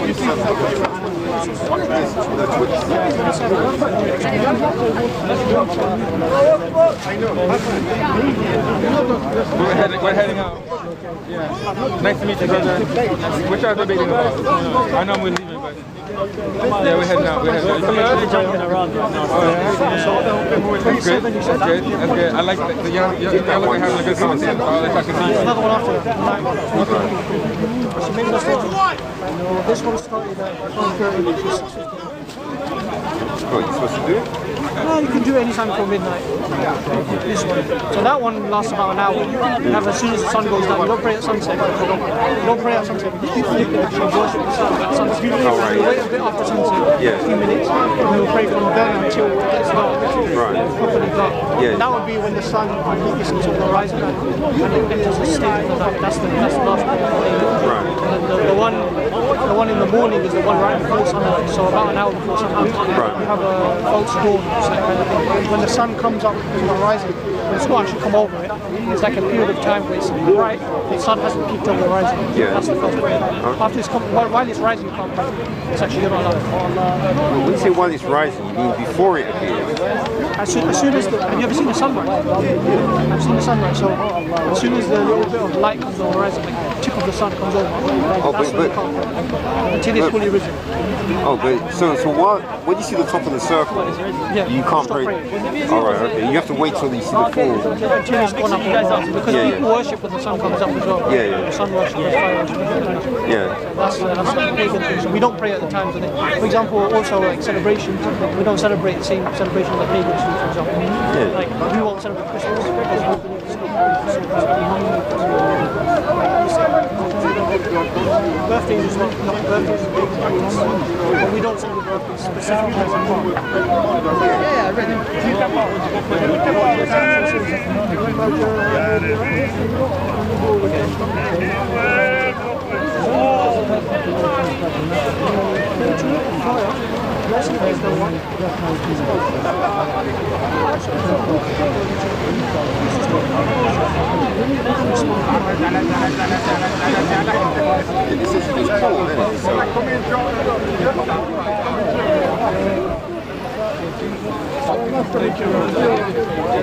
So what's the word on the other one? The very next verse says the exact same thing as the other one. That's it. That's your answer. I didn't even have to go far. I just pressed next, and the next verse says exactly what the other one said. Yeah, but notice how precise my question was. Like you know. No, but I noticed your question because your question is like a. You know when there's a snake and it has like a forked tongue. I feel like you're doing that. No. You know, I feel like you're being very specific with something you've seen on the Islamophobic site. And the reason you're doing that is because you heard that from someone. I don't need. Did you come up with that yourself? Honestly speaking. No, these I read myself. Did you come up with this point yourself? Yeah, I have to go to a website. Are you okay? I'll give you a chance right now to come clean. This point, you said this verse, and then you said this verse somewhere else. Did you come up with this yourself after reading the Quran? Or did you find it according to this? No, I know it exists as people say it, but I didn't actually go to a site to find the verses. Yeah, you would have heard from someone else. Yeah, I heard about it. Because you were reading the Quran. Let me go back. That's not something different. No, but I did look the verse. I looked at the verses myself. I didn't look at the verses from the website. So the answer is right there. It's very easy to answer. And I actually anticipated the answer, which was because of your wording. I anticipated that there would be something to it. And you said the first words. Yeah. No way in this does it say the first words. Just said this is what you heard, and it doesn't exclude something before it. It's just like if I was at the shop and someone, let's say God said that Ayaz was at the shop, and Michael, say Michael was there, and Ayaz told you believe that Jesus came an offer. Before I said that, I actually said, hey, sir, and if I left that part out, it wouldn't be wrong, would it? But it is the interesting part. Does Allah have perfect memory? So that means, if you go back to your 28 one, it says, but when he was called to it, he was called from the right side of the mountain, in a blessed spot, from the tree. O Moses, indeed I am Allah, Lord of the world. The exact same verse appears right after the one about the blessed fire. The exact same word. But the second time it comes up, and subhanAllah, do you know what? The second time it comes up, why would you repeat the whole sentence when he's already said it? Honestly, I don't know in the previous surah. It's actually chapter 19, the other one's in chapter 20. I know that the first verse. Why would you repeat this whole same thing again, this whole same verse? Why so in a way we can say, okay, is higher. You know what I'm saying? But what I'm trying to say in terms of trustworthiness, in terms of mutual trust. So there's 30 Jews in the Quran. So it's all split. So the Quran's about 900 something pages, and it's split into 30 sets of 30. Roughly. I think there's a bit of variation from 27. I'm not entirely sure, but like I think the same goes for... So when you have the Jews, that one's in Jews 20, so it's whereas the surah, there's 114 surahs split over these 30 equal portions. So the question is, Like I asked at the right at the beginning. Paradise is for the humans for us to go to. Allah's According to Allah, this is what He said first. Because actually, yeah, and then in 28. I guess he was called by that. As far as I'm aware, This is almost taken to gun as well. And regard. So look, honestly, I'm telling you, let me what I know, very clear with you. This is what the verse is saying. And this completely, if you bring this up again, you're being dishonest. This is what the Quran says in chapter 19 or chapter 19 of 30. Juz 19 of 20. In Juz 19 it says Moses was called with statement A, statement B, and then in Juz 20 it says Moses was called with statement B. Is that correct? Is that false? That makes sense. Yeah, but it does make sense. But you know what that means? What does it mean? It means there's more than one. That means the writings of the Quran are collected from more than one people. No, it doesn't. It just means that God said it more specifically a certain time. Why? Because He just left the first one. The first statement He made. Because it was more relevant to this chapter. The way the Quran is, there's relevancy in the verses. They're not just, when He's telling a story, He's not just telling a story for the sake of telling a story. He's telling a story for the sake of a message, guidance. But you remember you said to me that you don't know, you haven't read through the Quran, or... I've read the whole Quran. But in... I don't memorize it. Yeah, but in Arabic or English? In Arabic and English. Yeah, this app actually, when I was working in February, March, when I was going to work on the train, every morning, I sat down and I read it from front to back on this app. Right. In Arabic, and I'd look at the translation for it. So I'd be like, فَلَمَّا جَاءَهُمْ نُودِيَ أَن بُورِكَ and I'd look at it, I go to the next page, يَا مُوسَى إِنِّي وَاللَّهُ الْعَزِيزُ الْحَكِيمُ, look at the translation, and then I do that for every verse of the Quran. But here's the interesting question: why is it that some Muslims feel that you get something from reading the Arabic? If you're going to claim that Isa alayhi salam is with Allah, you should be concerned about what it means. It's not necessary to know what it means to get the benefit of it. Right now, I can't find You should believe that I'm the looking Quran to itself is a miracle. It can be a cure for the soul and for the body, and for people around you. Okay, so when you sit there, right?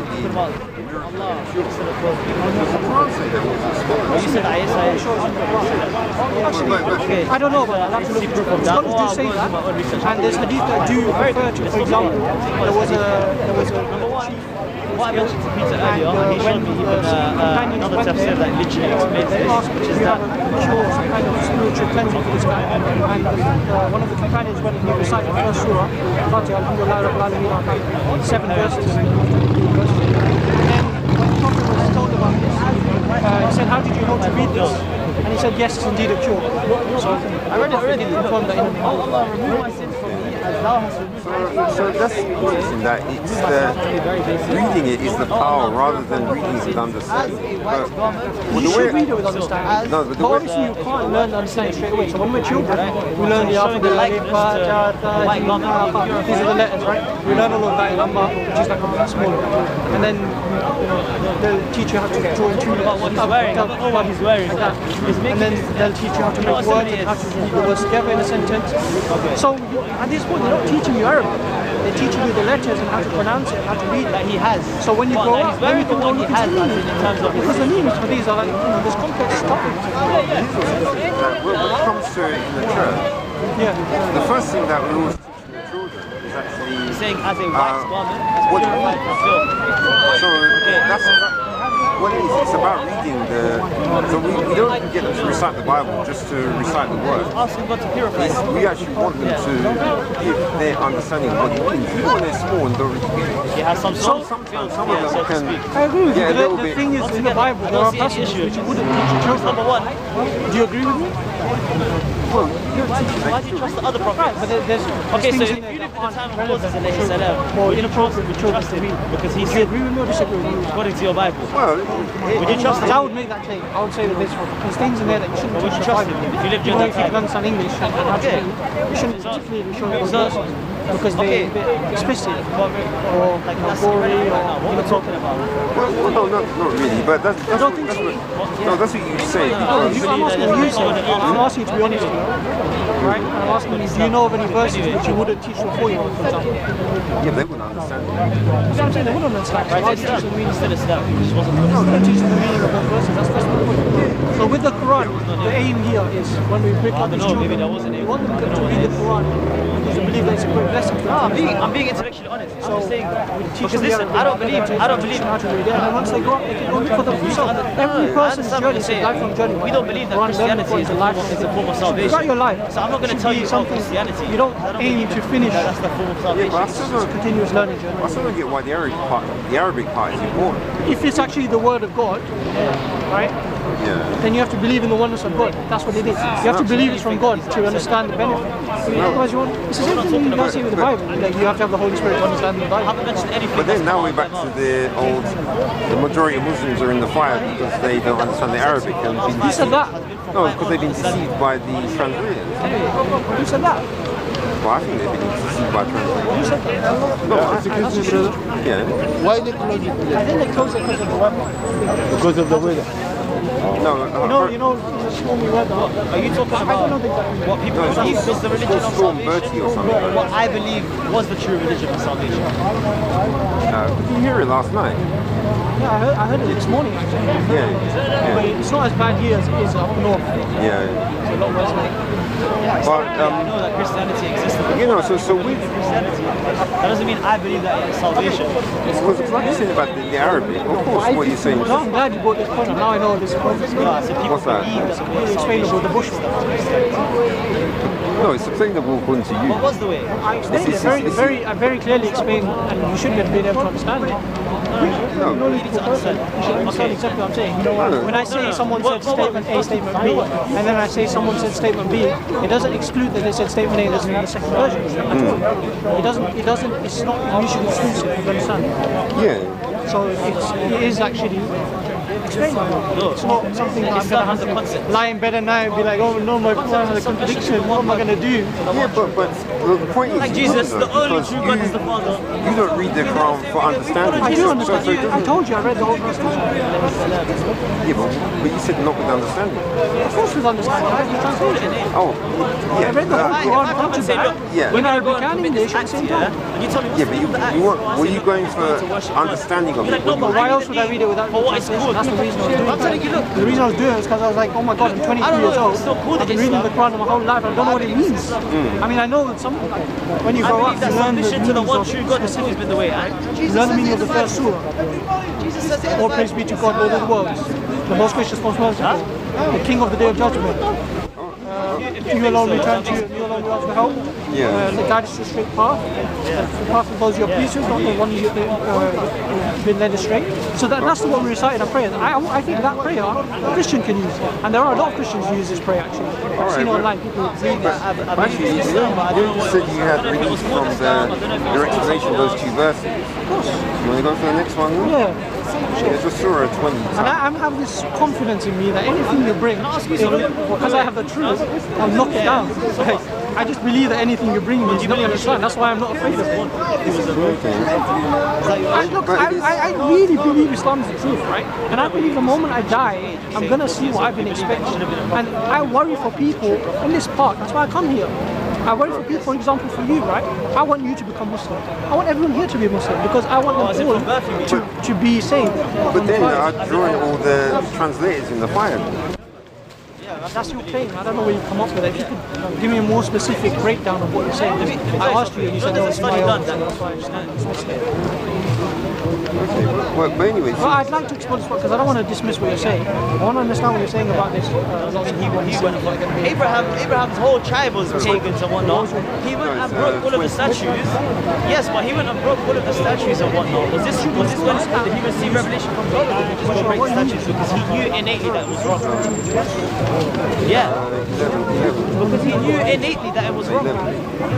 Exactly. He didn't need God to tell him directly, oh, by the way, this is wrong. He knew it was wrong inside of himself.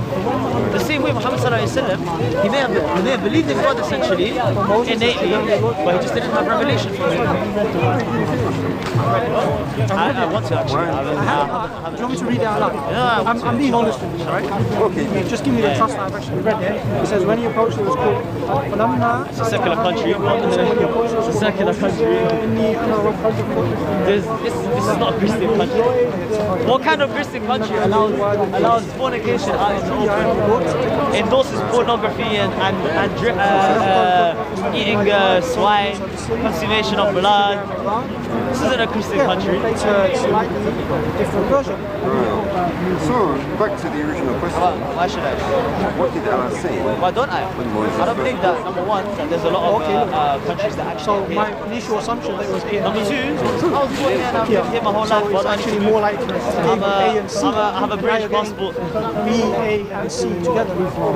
So it's not fantastic. It's still in the same order. Honestly, I don't really know. I don't know a country that's doing Christianity fantastic. I'm ignorant. I'm ignorant. About the value. Sorry, the value. Blessed value. So it's indeed. As in like they're adhering to the Islamic law properly. I've chosen you. As far as I know, so it just makes sense. I think. Well, yeah, you didn't say true before, just said blessed value. It's poor, man. Geography is poor. It's a different sentence. It says take up the sandals from the Yeah, but whatever here's the thing. I'm not trying to be 100%. clever and saying that now you have to become a Christian. Let me tell you this is going to take long and you need to go away. So what you're saying here is that the verse is slightly different to the other two verses. Slightly different to what it was called. Yeah, but it was supposed to be revealed. The Quran is supposed to be revealed from Allah. But when I've been listening to some guys trying to explain different ways how they think that the Quran was put together, like. You know what's crazy? What did you find as a child? Someone who reaches the age of 16, 18, now they're an adult. This is the fuller version. So it appears earlier in the Quran as a long version. Then later on it has a version. Okay, so you set a specific age. One stage. I think that's the logic. Then it has a version of 2 stages. Why? Because number one, the original fuller version had very young. One day, inshallah, one day. You said there was a slight potential. Do you have different tablets? No, I understand that. What was the one with the blessed value? Inshallah soon, inshallah. I'll see all the brothers, I'm still waiting, but inshallah one day. Well, it's on a 20. No, but honestly, I'm gonna look at this. I'll tell you why. Okay. Well, listen. Not here from the Bible. Here from here. No, I think it's 20. Earlier we were talking about the same thing, and that's the same. If God, if God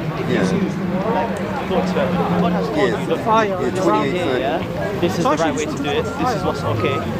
And you think, like you thought before that, oh wait, this is wrong. No, but God has told you this is right. Are you going to say, God, you're wrong? Are you going to say, do you know what, God has told me it's right, so it's right?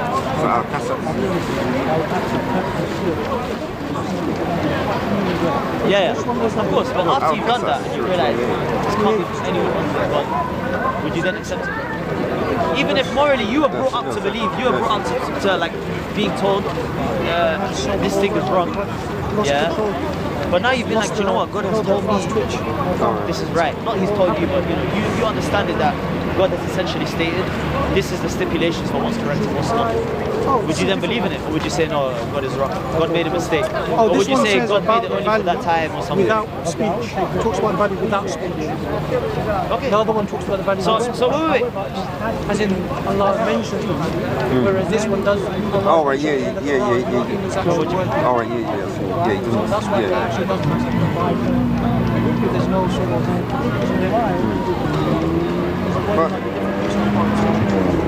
But so this is what I'm saying. I mean, just for your sake, for my sake, when I get home, I'll write this verse down and make more sense of it to see if there is actually a contradiction I'm missing right now.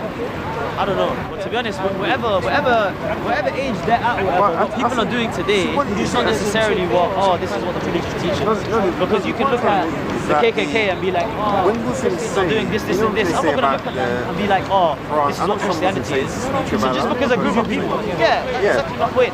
So I don't care what these group of people are doing. The whole point about that we started by this essentially was because I said whatever it says in the Quran, I believe in it and I think it's true. And you said, wow, and I'm telling you, but look, you believe the same thing about your Bible. If God says this is what's right, this is what's wrong, you're going to say this is what's right, this is what's wrong. You're not going to disagree with God.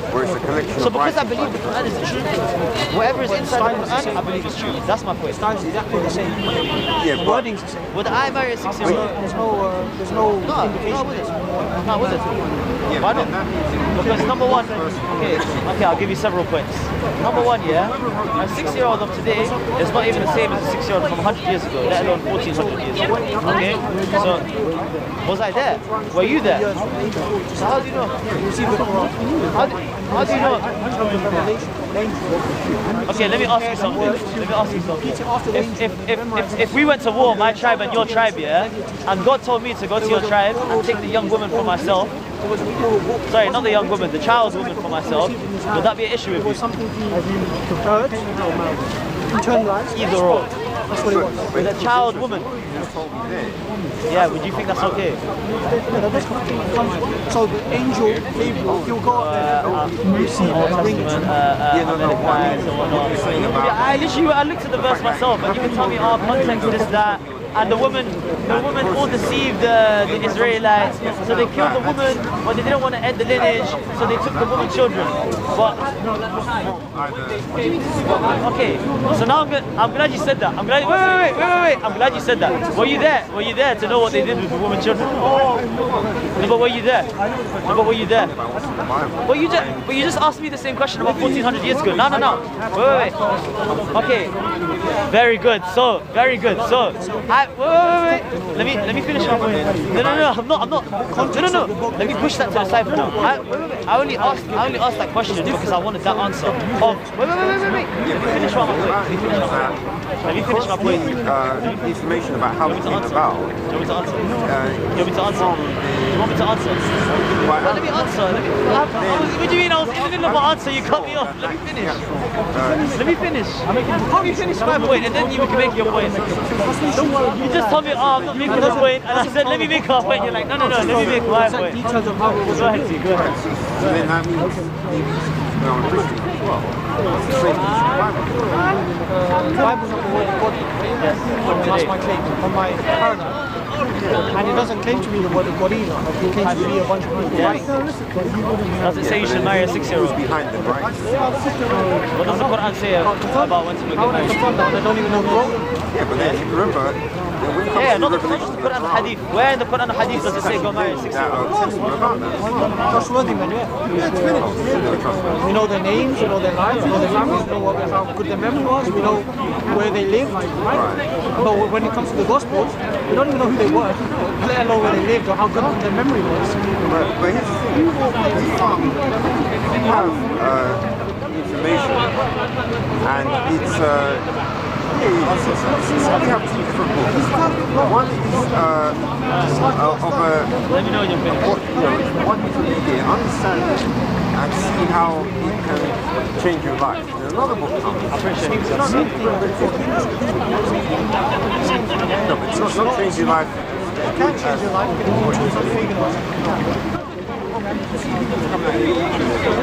They don't talk to me.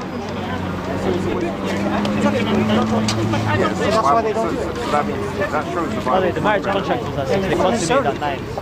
If their God doesn't tell them to come out, no, we know it's false anyway. We both agree Hinduism is completely false. So, by the way, we don't even know that exact age was 9. That's the estimate. No, it's not definitely. That's the best estimate they have.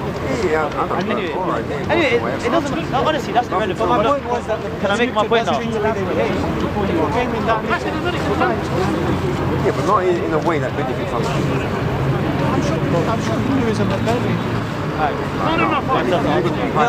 Would you deny that anything they do doesn't When I spoke to you about taking a child woman for themselves, and I said, but were you there for you to know a young woman? You said, I don't need to be, because the knowledge is there, it tells me exactly what's wrong. So I don't need to be there 1400 years ago to know what women were like and this stuff, whatever, because the information is there, the knowledge is there, the context is there, right? We have history books to document all of this stuff.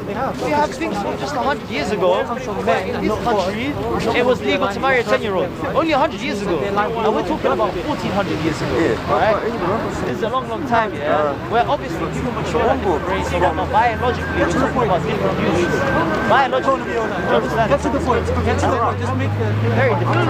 I'm trying to say as if the age at which people matured was different. The life expectancy was different. Bro, even basic things like the average height of people was different. Like that. You don't know this. Okay, so let me explain why it changes. So, this is my, essentially, I'm just setting the premise. I'm just saying. I'll tell you like I know you're gonna. This is currently detached from the Quran. No, I'm just going to explain what we believe in Islam. You're going to understand. So, nowhere in the Quran or the Hadith does it say, go marry a 6-year-old or go marry a 9-year-old. 9-year-old is the right marriage for the right age for marriage. It doesn't say that. Okay? We believe that someone biologically, once they reach puberty, once they reach adulthood, because when you reach puberty, you become an adult. No? Okay. We believe once you hit puberty and once you are mentally ready, that's when you are ready for marriage. The Bible makes sense. Someone drive. Someone driving like that.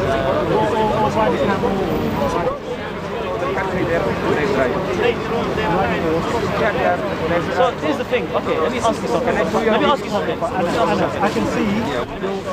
Can I show you a video about the driving? Bro, there's 8-year-olds driving cars better than you. So yeah. You know what I'm saying?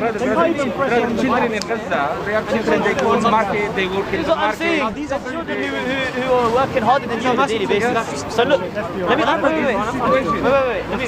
No, you said you're gonna let me speak. You said you're gonna let me speak. Keep interrupting me. No. There's no one point. I've already mentioned 1 or 2 things, but I will come to that. But look, no, you're interrupting me. I'm speaking. If he interrupts me, that's fine. I'm gonna go to you, but you can't interrupt me. Okay, but you are. Okay, thank you. So, look, this is a that's point number 1. That's what we base off on our standard of clock. It's the human biological clock. Yeah, because that's what it is. It's a biological clock. I'm telling you, that is a biological clock. You understand? Your age of maturity as well, a biological thing as well. So let me ask you something. 2 things. Number 1, yes or no question. I'll ask you a second question and I'll let you respond. How a man should love his wife? I'm coming to it. That's a very interesting point you make here, because now you're opposing what you're trying to say. Ask me about age of consent, I'm answering this. I'll come to that. You're telling this adult. So, in terms of what God should and shouldn't say, right? There's you just interrupted from and I finish what I'm saying. Look, okay, number 1, yeah. Have you ever seen 2 people the same age? One of them acts like they're 10 years younger and the other one acts like they're 10 years older. Yeah? Okay. So the point is that obviously we see these things on a day-to-day basis even today. There are some people who, once they reach even 18 or whatnot, they are not mature enough, they are not ready to be in a marriage or whatnot. So you would say that person is not ready for marriage. But there are some people who might even be 16 or something, and we say, do you know what? This person has the mind of a 25-year-old, this person is ready for marriage. Do you understand? So now my question to you is, our standard is based off of biology and the biological clock. What do you base your standard off of? Getting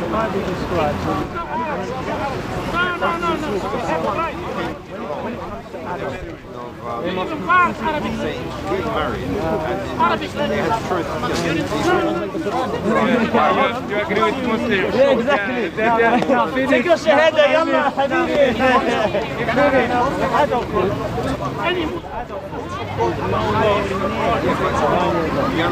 But when does it say that? You just spoke, what do you mean? You just spoke about physical maturity, mental maturity, spiritual maturity, but you didn't say anything about age. Yes. And what does it mean to be an adult? Physically mature, mentally mature, and spiritually mature. So an example, tell me what you think standard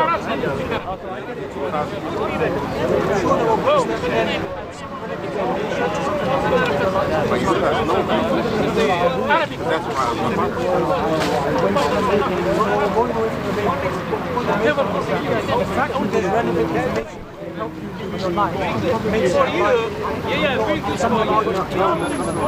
No, I'm talking about and Joseph would have been. So like, you would expect when a book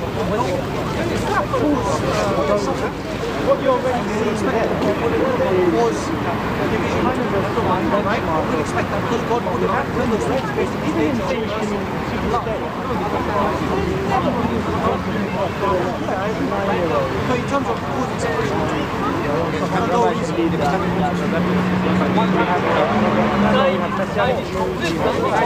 Yeah, but you're saying, you just said they would never, and then I've just made a statement and you're like, no way. So there's no they would never. The Bible says that someone, sorry, I'm not going to go into I don't want to have any of the one thing to bring up, they're all about Do you know what? No, it's not. That's so.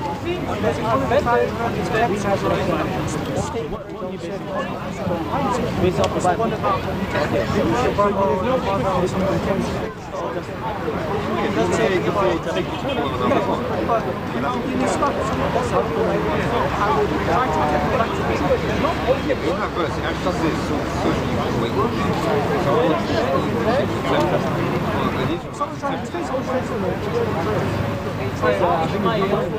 You know what verse I'm talking about, where it says, take the woman's children for yourselves, where the people go into Amalekites and destroy them in Amalekites. They kill the women, they kill the men, they kill the boys, by the way. Nowhere in Islam does it say slaughter young boys, by the way. Boys got no men,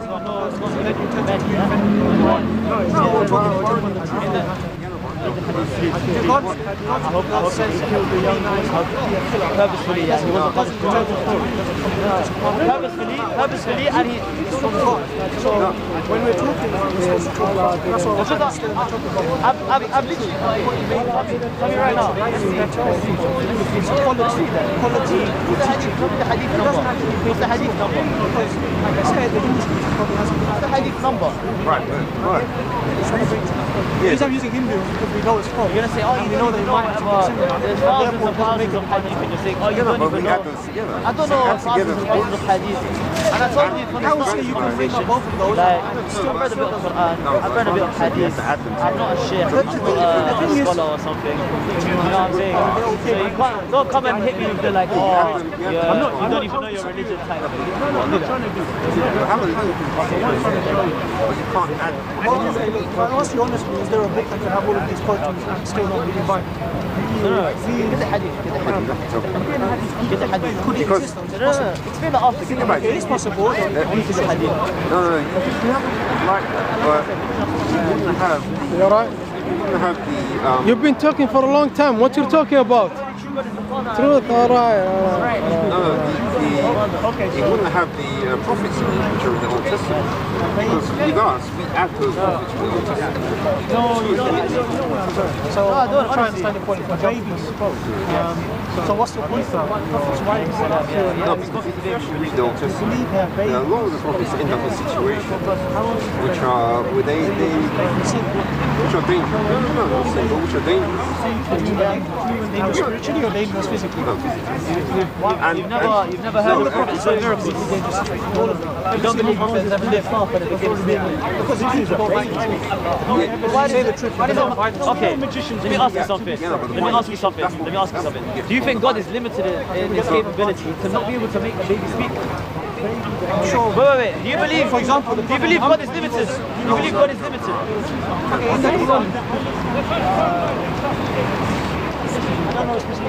Yes, it's incredible. It's called a miracle of God. It's called a miracle of God. So you find it hard to believe? That's just because I haven't got it memorized. You find it hard to believe God does? No, but I haven't memorized, but I know but you know the specific verses. Yeah, I know. If I have specific verses, I can read it over. Anyway, what does that prove? Why is that? No, the fact that again, Hindu scripture probably has people who are in dangerous situations because they said, yeah, of course, you can't even stand up. Why is it relevant? Why is it relevant? told them to go and say the word. Have Hindu people gone into dangerous situations believing that they've done that? It's not about how can God, it's that it's irrational for God to do so. No, it has to be in the Bible. It says this is the word from God. I don't know. It's also irrational. Okay. Because it's very common. If I went, are you going to say that's irrational? The reason why I bring that up is because this is one that thinks about the difference between the Bible. It's not irrational. It's also about a baby talking is irrational. So, do you see people on a daily basis splitting the sea? Okay. Have you seen that before? Have you seen someone split the sea before? X, Y, and Z. Yes or no? Come on. The important thing is, you're being dishonest. No. That's a claim. Come on. You're being very dishonest. So they've written in their book that. So why can't you believe that that's a miracle? Come on, Godhead, we haven't got all night. We're going. Proper. Yeah, the kitchen is going to shut. Alright, wrap up. We'll talk about it. Are you here next week? Okay, we'll talk about it next week. I like it. It's very No, there's no move on. Wrap up. Right, but you can do it right. The thing about what I'm saying is that Christians can come out. What? Or even So it's yeah, better, yeah. How about that? Yeah, I'm waiting for a Muslim to do that. Okay, so what are you asking me for?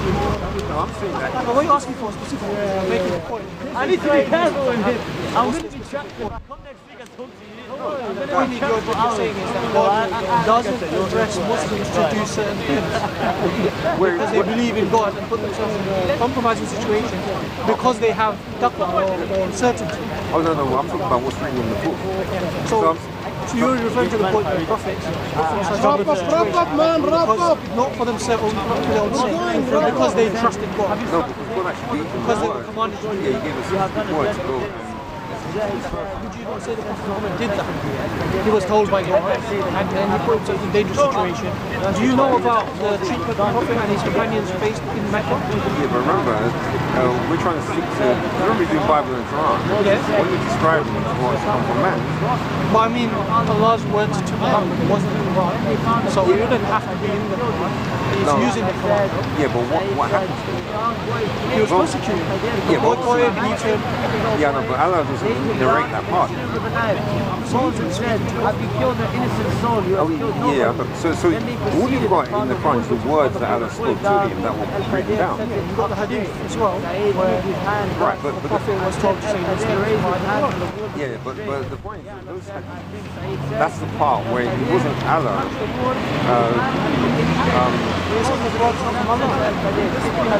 we claim the Quran from Allah, the Quran tells the Prophet to go to the people, put himself in a dangerous situation because he trusts God. So I think what you're saying is you want an example of a person, a character in the Quran who gets to the Quran of God and pulls up because he believes in God. Yeah. He's good, you don't believe us in the Quran? What do you believe by that to be? Currently your position. No, I don't know. Okay, because earlier you were claiming that it's not, and that it's a pagan thing that is in law, even it doesn't happen in pagan religion. Yeah, but no, so I didn't say Islam, I said Some people say that it's acceptable in yeah, so what I'm trying to say is that this is the standard thing with pagan, because with the pagan god or any god that's made up, it's the person who made up the god that does all this. So the god then something. So we desire that their Lord will come to aid them. So they do. Okay, I have a very good, you know what, I just thought of it, you know, probably I didn't think of it earlier. The whole story of Moses is that Moses is told to go to Pharaoh and put himself in the most dangerous position. This guy's been killing children to try and make sure this man doesn't grow up and take his position because that's what he knows is going to happen, right? So would you not say God telling Moses to go speak to Pharaoh is this exact example of what you're saying? Disbelief. And so they say that. Okay, there we go then. But the big problem with that is that... Oh, now you're speaking without even having your point ready. Now you're speaking right now, I feel like. No, this is something that I normally say. Is that... How come you had a response lined up if you didn't know? Okay, let's go. It seems like you had a response for me giving that point. No, it's because I thought children when people have said that. It's the fact that... Have I answered any of your questions and made you doubt Christianity at all, or made you a bit more favourable towards Muslim at this point? Next time. Have you thought, okay, I'm having a thoughtful, logical dialogue with this person and it's being useful? Or is it just like falling a deaf ear? No, I've got information about Islam. Is it useful to the case for Islam or is it not? No, it's useful to you. Is it useful for my case? That's what I'm asking. Well, no. Have I put to bed some of these doubts that you have, or are they just like whatever? Because I'm trying to determine if you're... The thing is, we believe that if someone's sincere, right, they will find the truth. Now, I believe I'm sincere. I would never lie. I promise you, I would never lie. And I hesitate. I almost promise to God. Just say yes. Just say yes. But obviously, in Islam, promising to God is a very, very serious thing. If you break a promise to God, you're in big trouble. That's why I didn't do it. Because I know I'm human. I can make mistakes. But I promise to you that I will never lie to you about my religion. or your religion in order to make you favorable. And I've said this before, we stand beside the truth. That's why I hope you do as well. So that's why I was asking you. So what I'm saying was, when I want to be a sincere person, you'll eventually become Muslim. That's what I believe, right? It doesn't have to be true, but I believe it, right? I believe that if you're sincere, you will come to Islam. It is true, for example. By the way, your camera stopped. Video. Okay, you done, yeah? Okay, well, very good. So what I was saying is, if you're not sincere, then this will resonate. But obviously, if you harbour some sort of prejudice, or it takes time to get over that kind of prejudice because people hear things about Islam, like atheists are a great example of this. They become so disillusioned with religion that they completely reject God based on their emotional situations. Right? They refuse to accept the existence of God simply because they've had a bad experience with whatever it was. So that's what I was saying, like if you are sincere, I feel like it might be something down the line that you're like, and you're like, okay, this guy was actually able to answer these, fairly confident, and he wasn't running away from what they was, right? Again, that's the reason behind it. That's why I was asking you, do you feel like what I'm saying actually is making a case for my side of religion true? So essentially, trying to put into bed any of these doubts that you might have. They slaughtered the boy, okay? Well, so that's the justification. That's fine. I'm not giving that justification. I'm saying that's the justification. No. The truth of it is that one thing I do like you cannot compare that to a whole nation of people being decimated. Utterly decimated. When men all slaughtered, okay, combat. I could say fine, you go and kill men in combat, it happens. Killing all the women, I mean like, okay, if you want to say yes, they led the Israelites into fornication and whatnot, because of their you can say it the other way. But I would have to ask you, number one, why did they not use the virgin women, the grown women, and instead they killed all the women? Are you telling me that there were no virgin women? Or are you telling me that just to be sure they killed all the women, including the virgin? Muslims. Number two. No, because when I say it, I say it. You can answer it next week. So I'm not thinking of the Z. And number two is why is it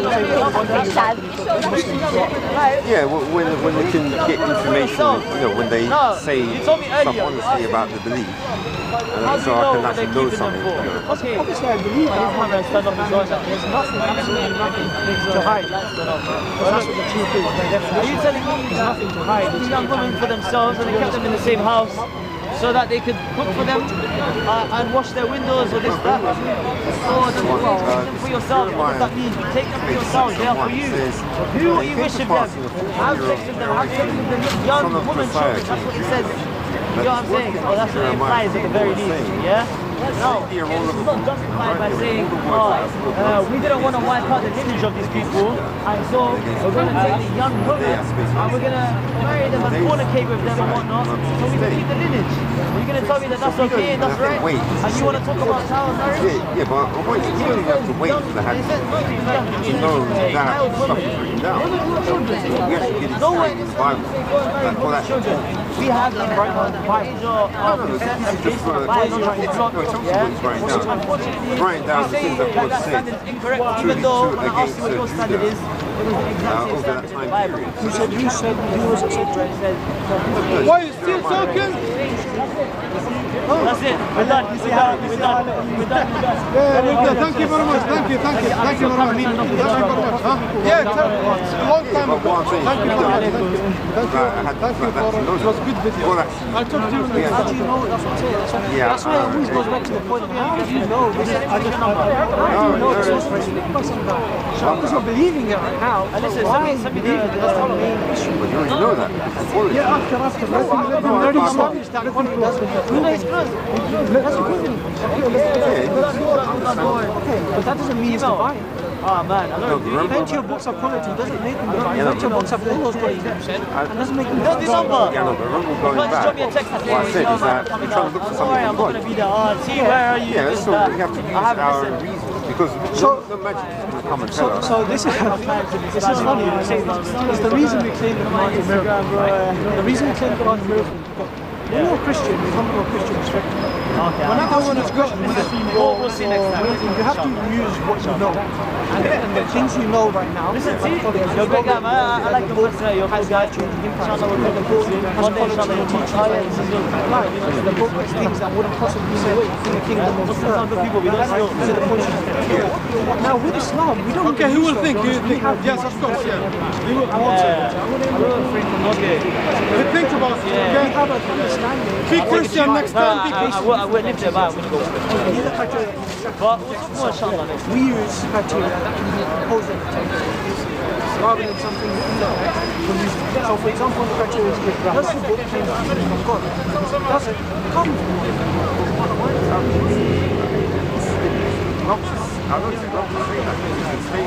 Okay, that's just my first one. This is not even a particular one that I think but in order for us to make because otherwise we're not infer it, and that's down to the Jews. Now the next one is the Quran contains information which we know Prophet of God himself. Now there are things there are particularly convincing arguments in the Quran that came from a man. If you want to give an example, I'm sure you've heard of it. The thing is, people hear before the right, but all of these things you mentioned, were you told this, or did you get it from reading the book? Both. I would say I was definitely told. Right, but it helped me affirm my faith by understanding these are things that are in there, and then I studied them, and I'm like, when I study, I don't just get them, I kind of look into it, and like, these things that you might be able to get from another source of information, is it possibly just some handmade information that came from the book? Stuff that actually doesn't make any sense for you to know. For example, in the Quran it says Allah is the one who stirs the clouds and moves them, and that they're heavy. Alright? When you look at clouds in the sky, they're not particularly heavy. They look like very light objects moving very quickly.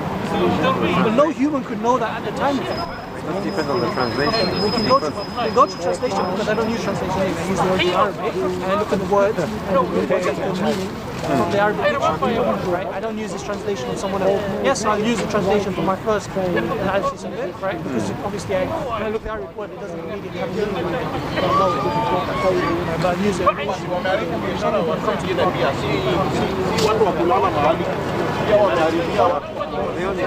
So I want to study this. No, they announced it. Yeah, right. Where would you look at where the concept was? They look on the website? Yeah, it's just look up Royal Parks. Royal Parks website.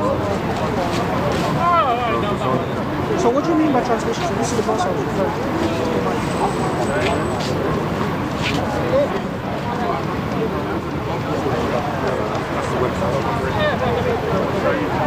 I've been on the website before, I was looking up. It's cool.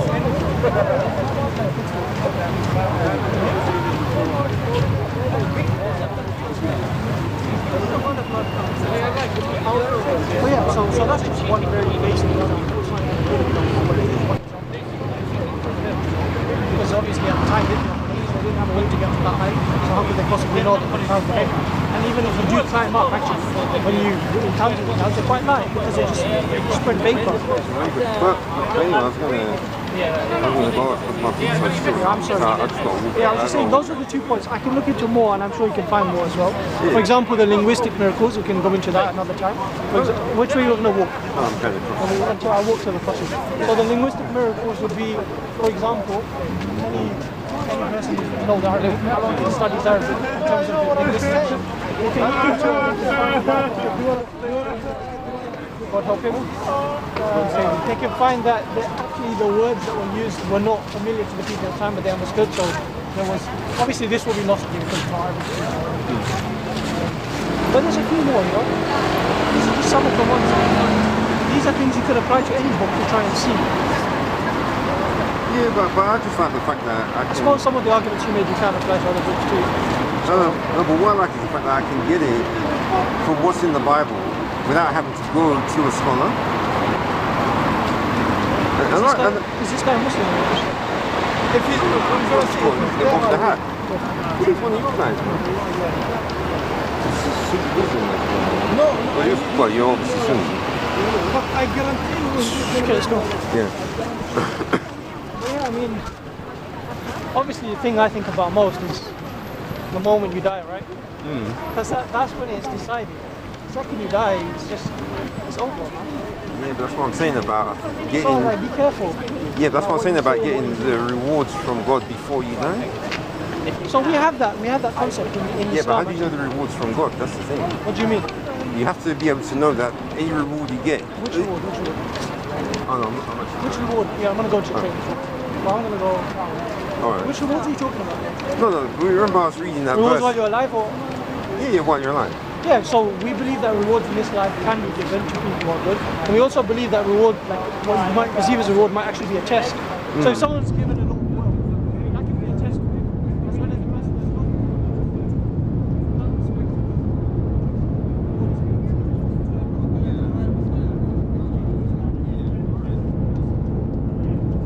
Israelites will return to take down